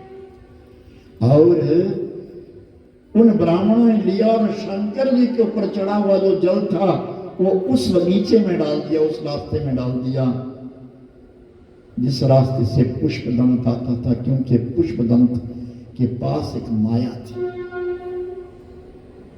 वो इस स्तोत्र को जानता था। एक माया थी, महिमन स्तोत्र जानता था। और कि जो इसको लांघेगा उसका प्रत्यक्ष दर्शन हो जाएगा और दिख जाएगा, लेकिन जो दिखता नहीं था। आज जब उसने निर्माल्य को लांघ दिया तो उसकी सारी महिमा खत्म हो गई और सामने नजर आ गया, पकड़ा गया पुष्पदंत। पुष्पदंत ने कहा मैं अपनी नींद नहीं जाता, ये फूल मैं अपनी नींद नहीं ले जाता, इन पुष्पों को मैं भगवान शंकर जी के लिए ले जाता। तो राजा ने ठीक है। वो पुष्पदंत दूसरी बार आया और शंखचूड़ को समझाया, शंखचूड़ देवलोक देवताओं को छोड़ दे, मृत्यु मंडल मानव को छोड़ दे, अपने परिवार को लेकर के, दानव समाज को लेकर के तो पाताल में चला जा। लेकिन शंखचूड़ ने कहा मैं युद्ध करना चाहता हूं। शिव से कहो घबराओ मत, डरो मत, अब रण मैदान में आओ। अहंकार हो गया शंखचूड़ के लिए, मेरे जैसा कोई नहीं, मेरे जैसा कोई नहीं। क्यों? उसको मालूम था मेरी पत्नी सती साध्वी है। और भगवान शंकर जी भी ध्यान लगा करके देख रहे कि इसकी जो पत्नी तुलसी है वो सती है। रण मैदान में आ गया, शंखचूड़ जाने लगा तो तुलसी ने कई बार मना किया, लेकिन नहीं माना तो आरती उतारी और आरती उतार करके शंखचूड़ चला गया। तुलसी मैया ने एक दीपक जला करके रख दिया। आहा, ये दीपक नाम मुझे याद रखना मेरे भाई बहन, घर से गए हुए व्यक्ति का इंतजार करते हैं। जब हमारे यहाँ कोई तीर्थ यात्रा को चलता था तो पहली बात तो ये होती थी कि जितने भी सगे संबंधी है वो सब मिलने के लिए आते थे। और थोड़े थोड़े पैसे, कितने पैसे होते थे, कोई 5 रुपए दे रहा है, कोई 2 रुपए दे रहा है, कोई 10 रुपए दे रहा है, कि मेरी ओर से भी अटका लगा देना, चढ़ा देना। सब परिवार मिलने के लिए आते थे और यहां तक कि उनको छोड़ने के लिए भी आगे चलते थे। थोड़ा ये तीर्थ यात्रा में जा रहे हैं और फिर इंतजार होता था, रास्ते की पूजा की जाती थी, इंतजार होता था अब आने वाले हैं, अब आ जाएंगे, 2 महीने बाद आएंगे या 4 महीने बाद आएंगे, क्योंकि साधन नहीं थे। और जब कोई लौट करके आ जाता था, गया तो गया, गया का नाम ऐसा भी कहते थे, जो गया गया गया, पता नहीं आना या नहीं आना, गया बस। लेकिन आज संसाधन इतने हैं कि कहीं चले जाओ, 1 मिनट की, 1 सेकंड की खबर है, कहां पहुंचा कहां पहुंचा। उसी से तो प्रीति कम हो गई, उसी से प्रेम कम हो गया। और मेरे भाई बहन, जब लौट करके कोई तीर्थ यात्री आता था तो जितने सगे संबंधी थे उसको देखने के लिए आते और उसके चरणों में प्रणाम करते थे। तू तीर्थ करके आया है भाई। और जो तीर्थ करके जाता था फिर वो भट्टी करता था, यानी कोई यज्ञ करता था, सत्यनारायण की कथा करवाता था, अपने चंद मित्रों को सबको बुलाता था और फिर अपने घर में कुछ भोजन बना करके सबको खिलाया करता था। ये क्रम है, ये पुण्य करने का, धर्म करने का क्रम है, सनातन धर्म को रखने का क्रम है। अब मैं तुम्हें भी कहा ना सबके लिए कि गंगा मैया का प्रसाद केवल और केवल गंगा जल है। जो मैं तुम्हें दे रहा हूं वो गंगा मैया का प्रसाद, वो तो हमारी कथा का प्रसाद है। लेकिन तुम अपने घर जाओगे तो गंगा जल लेकर के जाओगे, बड़ी कहनी ले जाओ और छोटी छोटी खाली कहनियां ले जाओ, उसमें थोड़ा सा डाला, लो भाई मैं गंगा मैया के किनारे गया था, कथा भी सुनी, अरे प्रसाद तुम भी रखो। 16 दिन के बीच में पातक में लाया हुआ जो जल है, गंगा जल है, उसकी अवधि मात्र 16 दिन, इस साल में ये लोग खत्म हो जाता है, उसकी शुद्धि नहीं रहती। लेकिन जो पवित्र अवस्था के बीच में लाया हुआ गंगा जल है उसे तुम 100 वर्षों तक रखो। इस सूत्र को अपनी गांठ बांधो। हमारे यहां कई लोग ऐसे, हमारे यहां गंगा जल ही हम देते। आप कब लाया था? जब मेरा दादा मरा था तब गए थे, तब लाया था। ये हमारी एक मंदबुद्धिता है, अज्ञानता है, उसको अज्ञानता कहते हैं। सत्संग में आकर के तभी तो ज्ञान मिलता है। सत्संग में बैठने का यही तो अर्थ है कि हम जब कथा में बैठे, सत्संग में बैठे तो हम कुछ सुने, हमारे लिए कुछ बोध हो, हमारे लिए कुछ ज्ञान हो, उसके लिए हम आए हैं यहाँ। स्वावसर मिला है हमारे लिए। और गंगा के तट कथा सुनने का महत्व है मेरे भाई बहन, अनंत गुना महत्व है ये। हरिद्वार है, हरि का दरवाजा है ये। हर की पौड़ी पर बैठ करके भगवत माला को किया जाए। आज एकादशी है मेरे भाई बहन, आप सब लोग नहा गए हैं, अच्छी बात है। बहुत सारे लोग नहा गए, जो नहीं नहा सके वो चींटे छांटे ही ले ले या कंकर बंकर ही कर ले, पर जा ले। आज हम भी जाएंगे, हमारी भी इच्छा है कि कथा के बाद कहाँ गए चिंतराम जी हैं और मंजुला, फटाफट चाट बननी चाहिए, सबको चाट बांटो। जिसने भोजन करना पर भोजन की प्रसादी मिलेगी, फलार मिलेगा, उसके बाद भागो जहाँ मर्जी जाओ तुम। और जो गंगा नहीं नहा सके, नहीं जा सके, वो चले जाएं, आज स्नान कर लें। हम मेरी हमारी इच्छा भी, हम भी जाएंगे। आज जैसे कैसे होगा, हम भी थोड़ा डुबकी नहीं लगा सकें तो छींटा छांटा ही सही। हंसता गड़वाड़िया सब नहाएंगे, जबरदस्ती पकड़ के नहा देंगे। बोलिए सच्चिदानंद हो, जय सिया राम। बात मौज तो यही है, यही तो बात है। तभी तो कहता हूं अगर कथा करते करते मौत हो जाए तो वाह क्या बात है। धन्य है वो कलकत्ता के बीच में जिसको गोली लगी इसी शब्द के ऊपर। जय सिया राम बोला था उसने, आगे से गोली आई और अमर हो गया।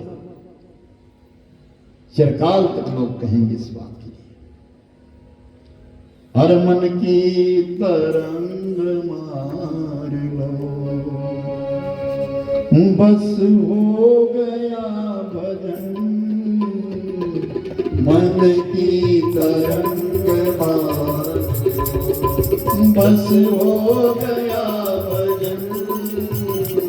हर मन की तरंग मार, हर मन की तरंग मार, बस हो गया भजन।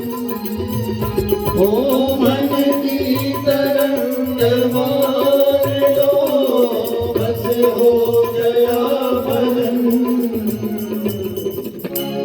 हर आदत बुरी सवार, आदत बुरी सवार, हर बस हो गया भजन।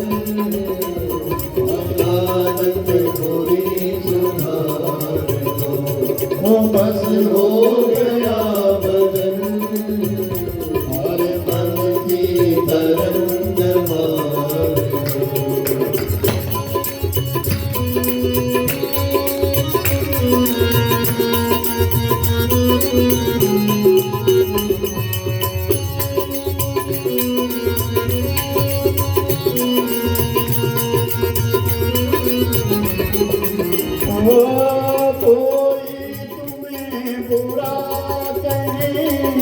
सुनकर करो क्षमा, ओ कोई तुम्हें बुरा कहे, सुनकर करो क्षमा।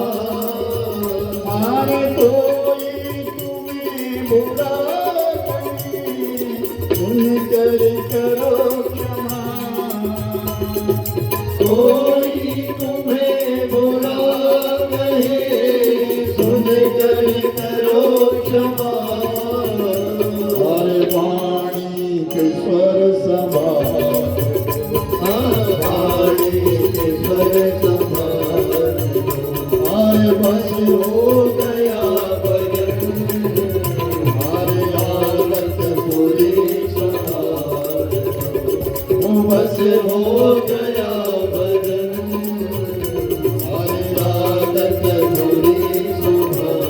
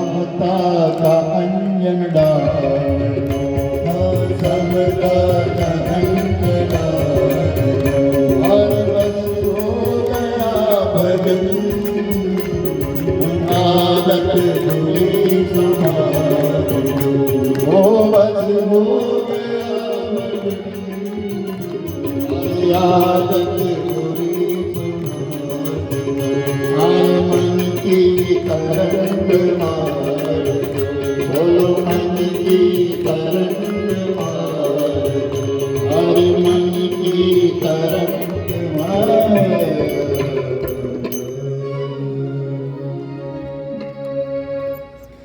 और रण मैदान के बीच में शंखचूड़ चला गया, युद्ध होने लगा। देवताओं का और दानवों का आपस में युद्ध हो गया। शिव गण बीच में आए हैं, शिव गण देवताओं की ओर से युद्ध कर रहे हैं।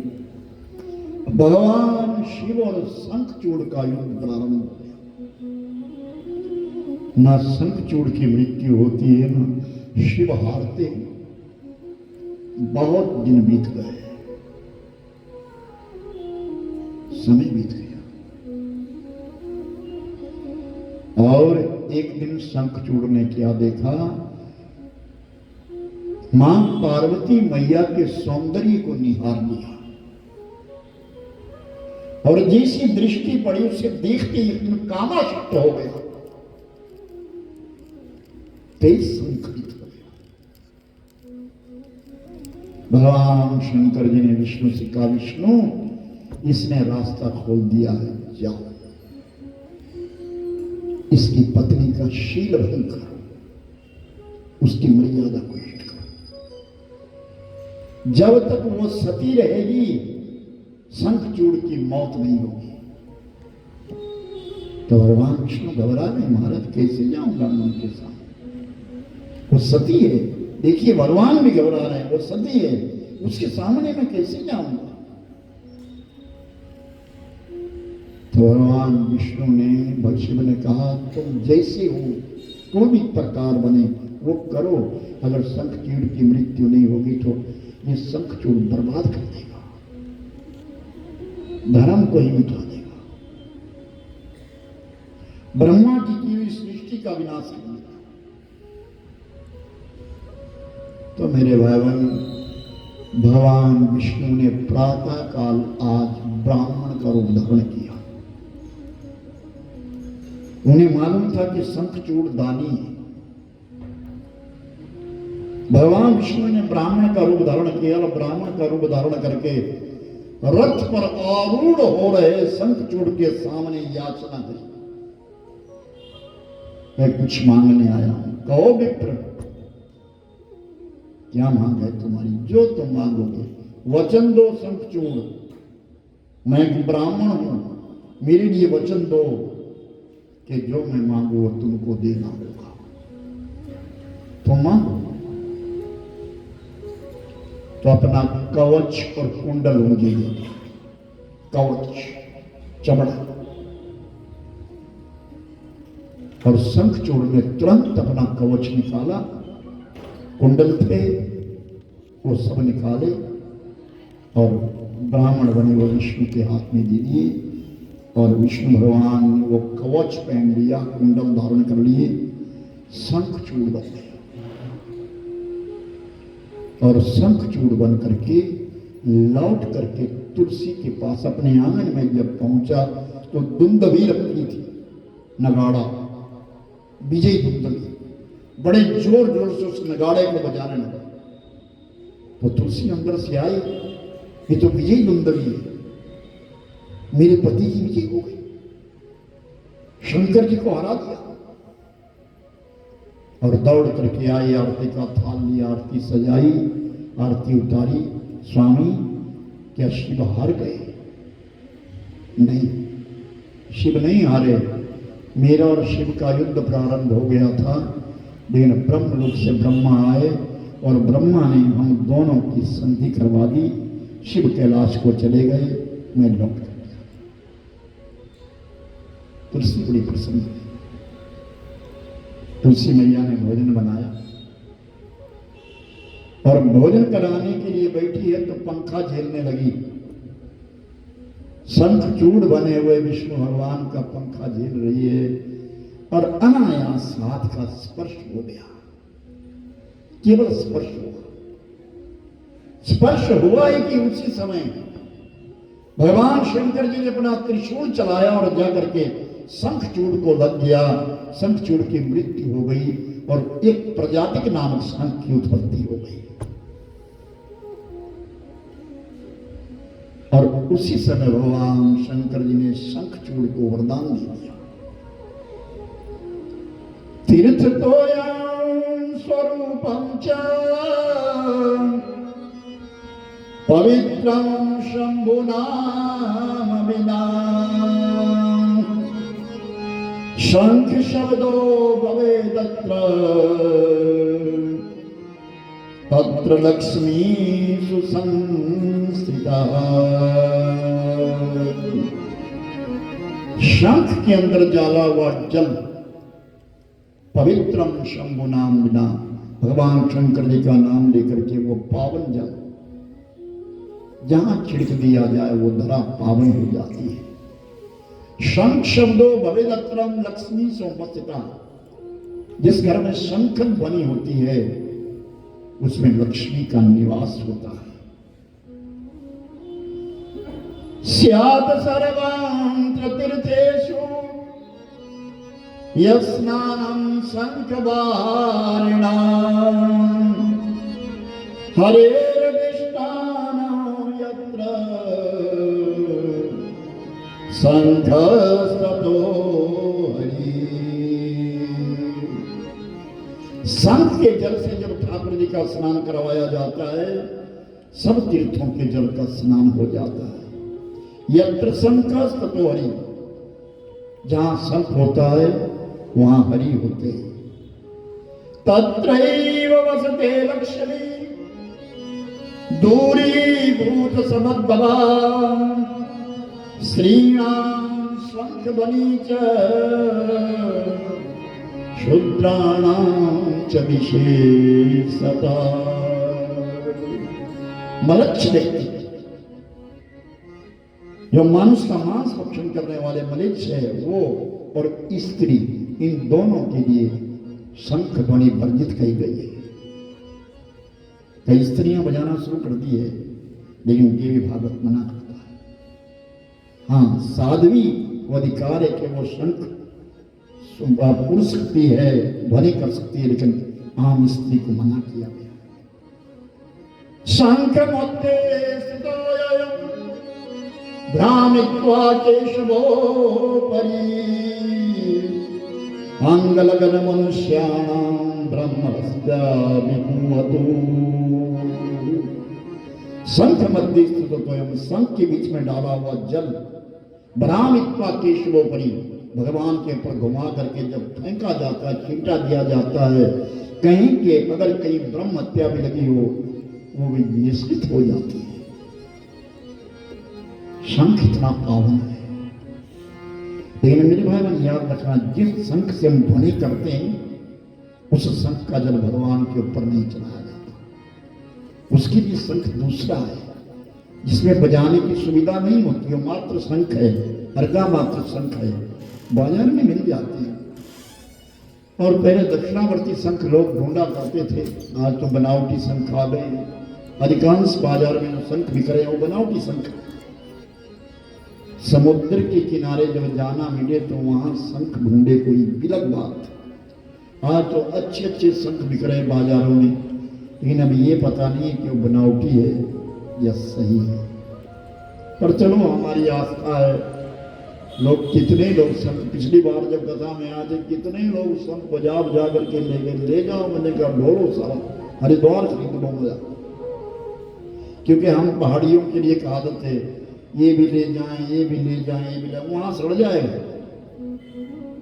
कल श्री राम जी बोल रहे थे कि मन उब गया है, बेड बॉक्स भर गए, अलमारियां भर गई, सब कुछ भर गया, डालेगा। और सचमुच में हमारी भी ये बात है, मैं कभी कुछ नहीं लेता, बहुत कम वस्तु लेता, बहुत कम, मैं भी नहीं खरीदता। करेंगे क्या हम इसको ले जाकर, कहां डालेंगे? उपयोग में ना आई वस्तु। अब तो खैर कुछ चैन आ गई, नहीं ना पहले पहले घर में टी पॉट ले लो जी, बढ़िया टी पॉट, और पीना किसी ने नहीं चाहिए, चाहे तो गिलास में पीनी, टी पॉट ले लो, ये कर लो, वो कर लो, दुनिया भर का इकट्ठा करके रख दिया, संभालते ही थक जाए। उससे अच्छा कोई अच्छी पुस्तक ले लो, पढ़ लो उसको। तुमको ज्ञान हो जाए। लीलामृत ले लो, रामकृष्ण परमहंस का लीलामृत ले लो, पढ़ो ना उसको, देखो तो सही। विवेकानंद की जीवनी पढ़ो, शंकर जी का भाष्य पढ़ो, कोई उपनिषद ले लो, कोई अच्छा ग्रंथ पढ़ लो। मैंने कहा ना, कल की कथा में आया था कि 6 सूत्र जीवन के उसके पहला सूत्र कहा गया, अंतिम सूत्र कहा गया ग्रंथ। हमारा उपासना ग्रंथ होना चाहिए व्यक्ति के पास, कोई ना कोई उपासना ग्रंथ होना चाहिए, हम उसको पढ़े तो सही। आजकल की बहू बेटियों ने घर का काम छोड़ दिया है तो दासियां करती है। कौन करता है? दूध पीने को ढूंढते हैं, दूध है कहाँ? यहाँ जो बिक रहा है क्या समझ रहे हो? कोई गौ का दूध आ रहा है? सब कुछ नहीं है। कोई गौ भैंस का दूध बहुत कम है। सब बनावटी काम है, सब बनावटी काम। हमारे यहाँ कामधेनु का बड़ा प्रचलन हुआ, लेकिन आज से 7-8 साल पहले जो कामधेनु का स्वाद था वो आज नहीं है। हालांकि सामने बैठे मैं सच कह रहा हूं,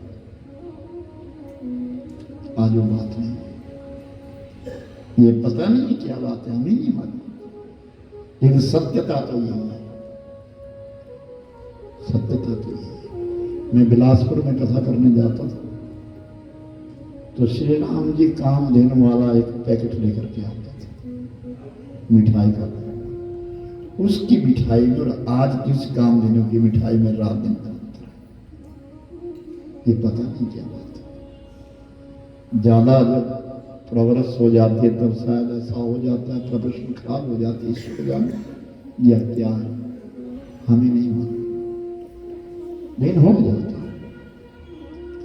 और शंखचूड़ जो है मृत्यु को प्राप्त हो गया और इस तरफ तुलसी को पता लग गया ये मेरा पति नहीं। कौन हो तुम? मैं तुम्हारे लिए शराब देती हूं, तुम कौन हो? जाओ पत्थर के बन जाओ। और भगवान ने अपने रूप में धारण किया, विष्णु भगवान चतुर्भुज नारायण बन गए, कांप गए। उसी समय भगवान शंकर जी आ गए और शंकर जी के सामने सामने भगवान विष्णु ने उस तुलसी को श्राप दे दिया, जाओ वनस्पति बन जाओ, तुम जल परिणित हो जाओ, जल बन जाओ। तो भगवान शंकर जी ने कहा, तुलसी जिससे तू प्रेम करती थी वो तेरे सामने खड़ा था, तूने क्या कर दिया? नहीं, मेरे पति शंखचूड़ से इस जन्म के। ये विष्णु अगर एक अपराध किया है, मैंने श्राप दिया है, ये शालिग्राम हो गया, ये पत्थर बन गया है। तो भगवान शंकर जी ने कहा, तुलसी तुम्हारे 2 रूप होंगे, एक गंडकी नदी बन करके बहोगी और दूसरी वनस्पति बन करके रहोगी, तुलसी का पौधा हो जाएगा। और सुनो, गंडकी नदी के बीच में यही विष्णु विचरण करेंगे और इन्हीं विष्णु को कीड़े काट काट करके छेद करते चले जाएंगे। इनका नाम शालिग्राम होगा। कलयुग के बीच में सत्यनारायण की पूजा के बीच में शालिग्राम जी की पूजा की जाएगी, प्रधान देव माने जाएंगे। वृंदावती विश्व पूजा विश्व पावनी, पुष्प सारा नंदनी च तुलसी कृष्ण जीवनी। तुलसी रूपम च कृष्ण रूपम च मंजरी, शालग्रामं हितार्थाया मम दोषो न दीयते। यत्र शंखं ध्वनिर्नास्ति तुलसीना शिवार्चनम्, न भोजनं न विप्राणां पद्मां तत्र न तिष्ठति। ऐ तुलसी, वृंदावन में तुम्हारे 8 नाम होंगे। वृंदावनी चैवा विश्व पूजती, विश्व पावनी, पुष्पसारा, नंदिनी, तुलसी और कृष्ण जीवनी। विशेषता 2 प्रकार की तुलसी सर्वमान्य होगी, श्यामा तुलसी और रामा तुलसी। अनेक प्रकार की तुलसियां मानी गई ना, ये 8 प्रकार की महिमा है तुलसी की। बद्रीनाथ आप गए हैं, तकरीबन सभी लोग गए होंगे बद्रीनाथ, तो बड़े लोग गए हैं। तो बद्रीनाथ में जो भोग प्रसादी लगती है वो तुलसी की लगती है, और वहां पे माला चढ़ाई जाती है तो तुलसी की माला चढ़ाई जाती है। तुलसी का हरी तुलसी जो पौधे हैं, और वहां माला गूंथ करके उसको बेचा जाता है। और प्रसादी में भी अंदर से जो मिलती है वो तुलसी की माला ही मिलती है। और हम लोग जब कथा करने के लिए गए थे तो वहां से बहुत सारी तुलसी लेकर के आए, लेकिन हमारे यहाँ उपजी नहीं हो, छोटी रहती है, ऊंची नहीं होती, छोटी रहती है तुलसी, लेकिन सुगंध उसकी उसी प्रकार बनी रही। वो बद्रीनाथ में तुलसी भिन्न तुलसी है। हमारे यहाँ जो तुलसी है वो 2 तुलसी कही गई है, श्यामा और रामा। रामा तुलसी जो है सफेद वर्ण की है, और श्यामा तुलसी जो है वो कृष्ण वर्ण की है। ये 2 तुलसियां हमारे विशेषता है। वैसे तो कई है, वृंदावन की कई तुलसियां ला कर रखते हैं कि ये भी तुलसी है। यहाँ तक कि लौंग मसाले को भी लोग तुलसी कह रहे हैं। मरवा नाम का एक पौधा, उसको भी तुलसी कहते हैं। हमारे कुनिहार में अधिकांश लोग उसकी पूजा, मतलब वो मरवा है ये, बोलो नहीं जी तुलसी है। हाँ ठीक है, तुलसी है, तुम्हारी भावना है तो ठीक है, तुलसी है। तुलसियों में 2 ही प्रसन्न अधिक माने गए हैं, रामा और श्यामा। आप लोग घर में रामा तुलसी किस किस की जरा हाथ खड़े करो, और श्यामा किस किस की खड़े। श्यामा भी दोस्तों की बहुत अच्छी बात है, इसके भिन्न भी कोई है नहीं, ठीक बात है। तो दोनों तुलसी के तुलसी हेम रूपम च कृष्ण रूपम च मंजरी। तुलसी का पत्ता तोड़ना अपराध माना गया है, याद रखिए। तुलसी का पत्ता जो स्वतः अपने आप नीचे गिर गया है, उसी को उठाइए, वही भगवान के ऊपर चढ़ा दीजिए। और अगर तुमको पत्र नहीं मिल रहा है तो उस पेड़ को हिलाइए, तुलसी की टहनी को हिलाइए, जो हिल करके नीचे पत्ता गिर जाए उसे ले लीजिए। लेकिन लेना कब? पहले जल डालना, फिर कहना है तुलसी हेम रूपम च कृष्ण रूपम च मंजरी शालग्रामं हितार्थाया मम दोषो न दीयते। मैं अपने लिए नहीं ले रही हूं, मैं अपने लिए नहीं ले रहा हूं, मैं भगवान के लिए ले रहा हूं। ठाकुर जी पर चढ़ाएं और फिर अगर तुमको आवश्यकता है तो उसको ले लो। अब कई लोग, बहुत सारे लोग हैं जो तुलसी की चाय पीते हैं। चाय में मत डालिए, कभी भी तुलसी को चाय में मत डालिए। चाय अपवित्र चीज है, तुलसी पावन है। तुलसी का काढ़ा पीना है, लेकिन जिस टहनी की तुमने पूजा करी है उसका काढ़ा कभी मत पीजिए। क्यारी में बो दीजिए, क्यारी में बो दिए, औषधि रूप से बो दीजिए, वहां से तोड़ करके तुम काढ़ा बना लो। जिसकी तुमने पूजा करी है उसका पत्ता अगर तुम तोड़ते हो और काढ़े में डाल देते हो तो पाप लग जाएगा, क्योंकि वो तो मां है, वो तो देवी है, उसकी तुमने पूजा करी है। और मेरे भाई मन याद रखना, कंठी यदधार्यतम, सोने की माला गले में पहनोगे तो चोर की नजर रहेगी, तुलसी की माला गले में पहनोगे तो भगवान की नजर रहेगी,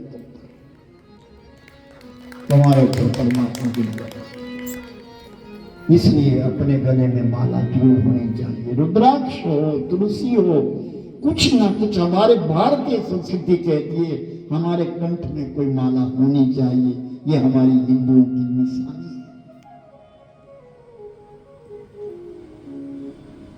तुलसी की कंठी पहन करके किसी की मौत हो जाए, वैकुंठ हो जाता है, उसको लेने के लिए परमात्मा के पार्षद होते हैं। तुलसी को पहन करके जो भोजन किया जाता है, पवित्र भोजन किया जाता है, मेरे भाई में भोजन नहीं, वो भोग बन जाता है। बिना तुलसी के गणेश जी को छोड़ करके कोई भी देवी देवता प्रसादी ग्रहण नहीं करते, भोजन ग्रहण नहीं करते। जब तुलसी बीच में आएगी तभी भोग पदार्थ ग्रहण करते हैं। इसलिए हम सब भारतीय हैं, संस्कृति है हमारी, आंगन आंगन में तुलसी होनी चाहिए। लेकिन ऐसा ना हो कि आंगन में तुलसी का कुंडा और फ्रिज में मुर्गी का, वो भी नहीं होना चाहिए, वो भी नहीं होना चाहिए। कट्टर वैष्णव बन जाइए। अच्छा लगता है गंगा के तट बैठ करके अगर कोई ऐसा व्यसन करता हो कि छोड़ करके जाओ, कोई किसी प्रकार का व्यसन लेते हो करते हो, आज छोड़ करके जाओ गंगा मैया के किनारे। ये दक्षिणा है हमारी, यहाँ पैसा नहीं चढ़ाया जाता, ना चढ़ाना। लेकिन अगर कोई व्यसन है हमारे अंदर कोई, तो उसको छोड़ करके जाओ कि आज के पश्चात ये भगवान की दिव्य कथा है। जिस घर में तुलसी है, यमराज ने स्वयं कहा है अपने यमदूतों से, जिस आंगन में तुलसी का पौधा होता है, जिस घर में शंख ध्वनि होती है, जिस घर में ज्योति जगती है, जहां राम नाम लिया जाता है, उस घर के अंदर कभी प्रवेश मत करना, यमदूतों से कहा है। तुलसी की महिमा बड़ी विलक्षण है। तुलसी की महिमा बड़ी विलक्षण है। पावनी है तुलसी, पवित्र है तुलसी। जिस जिस घर में तुलसी की महिमा गाई जाती है, तुलसी का पाठ किया जाता है। कार्तिक मास में विशेष पूजा कही गई है, और कार्तिक मास में द्वादशी तिथि के दिन मां तुलसी मैया की पूजा और विवाह किया जाता है शालिग्राम जी के साथ। हमारे यहाँ एक प्रचलन है कि 3 साल अगर तुलसी हरी रह जाए तो उसका विवाह कर दिया जाता है। जबकि वृंदावन के बीच में अन्य कई जगहों के बीच में मैंने देखा हर वर्ष तुलसी का विवाह किया जाता है। तुलसी का विवाह क्या प्रतिष्ठा की जाती है, तुलसी चौरे के पास जाकर के प्रतिष्ठा की जाती है, शालिग्राम का जल डाला जाता है, पूजन किया जाता है। और एक हमारे मेरे भाई बहन कुछ रूढ़िवादिता है। ये क्षेत्र जितना सुन्नी तत्ता पानी का क्षेत्र है, सब चले गए हैं, सुन्नी तत्ता पानी वाले निकल गए अब यहाँ से, कोई 1-2 बीच में है। उस क्षेत्र में एक रूढ़िवादिता है, क्योंकि मैं वहां बहुत कथाएं करी, उस इलाके में बहुत कथाएं करी है कि कोई भी स्त्री तुलसी का बीज नहीं बोती। मैंने कहा क्यों? कि नहीं, पुरुष बोलते हैं। मैंने कहा ऐसा तो नहीं लिखा कहीं। सम्मते मैंने व्रत रखो, रामा नवमी के दिवस दोपहर काल 12 बजे का समय तुलसी प्रमोहन करने का समय, बीजारोपण का समय। रामा नवमी के दिन स्नान किया हो, व्रत किया हो, दोपहर में 12 बजे माता बहन उसको अच्छी सिल्ली बना करके उसको फिर बीजारोपण कर दिया जाए, जल डाल दिया जाए। तुलसी में उगने में 1 महीना लग जाता है, और फिर उसकी परिक्रमा की जाए। और नित्य प्रति का काम कहा गया है तुलसी मैया को जलदान करना और परिक्रमा करना, केवल मंगलवार और इतवार और द्वादशी तिथि। इसमें तुलसी का पत्र छेदन नहीं किया जाता। मंगलवार और रविवार के दिन तुलसी मैया को पानी नहीं दिया जाता। विशेष करके संध्या की वेला के बीच में तुलसी के पास दीपदान किया जाता है। कई लोग ज्योति जलाते हैं, वो भी अलग बात है, लेकिन दीपदान का महत्व है कि तेल का दीपक मां तुलसी मैया के पास जरूर जलाए। हरे नमो नमः, जय नमो नमः, नमो नमः, जय नमो नमः। हरे तुलसी रानी नमो नमः, तुलसी रानी नमो नमः, ओ नमो नमः, जय नमो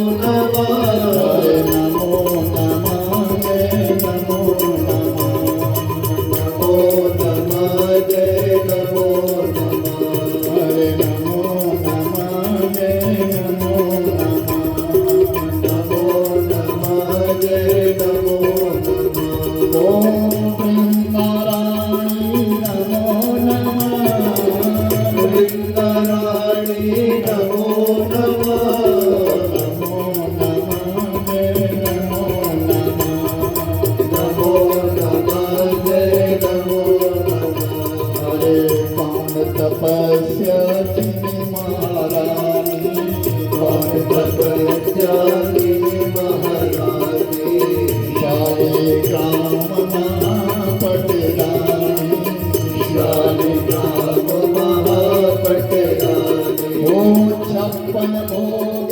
छत्तीसो व्यंजन छप्पन भोग छत्तीसो व्यंजन बिल्कुल श्री हरे कहानी बिल्कुल जीवन एक कहानी ओम नमो नमो नमः जय नमो नमः हरे तुलसी रानी नमो नमः तुलसी रानी नमो नमः हरे नमो नमः जय नमो नमः नमो नमः जय नमो नमः हरे निर्मल पत्र मंजरी कोमल निर्मल पात्र मंजरी कोमल शालग्राम चढ़ाई शालिग्राम चढ़ाई ओ श्याम सखी माई मेरा जस गावे श्याम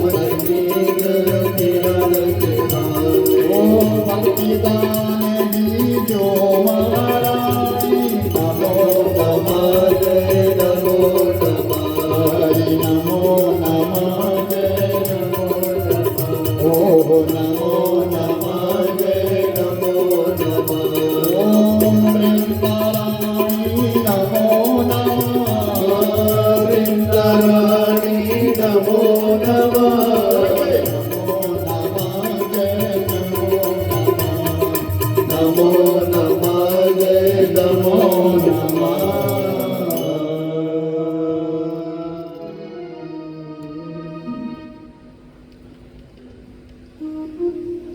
इस पावन गाथा को जो श्रवण करता है वह करवाता है, उसके हृदय में भक्ति का संचार होता है। आज एकादशी है, अभी सबके लिए फलाहार है। अब ये बताइए कि शाम को भोजन करने वाले कितने लोग हैं, जरा अपने हाथ खड़े करें जो शाम को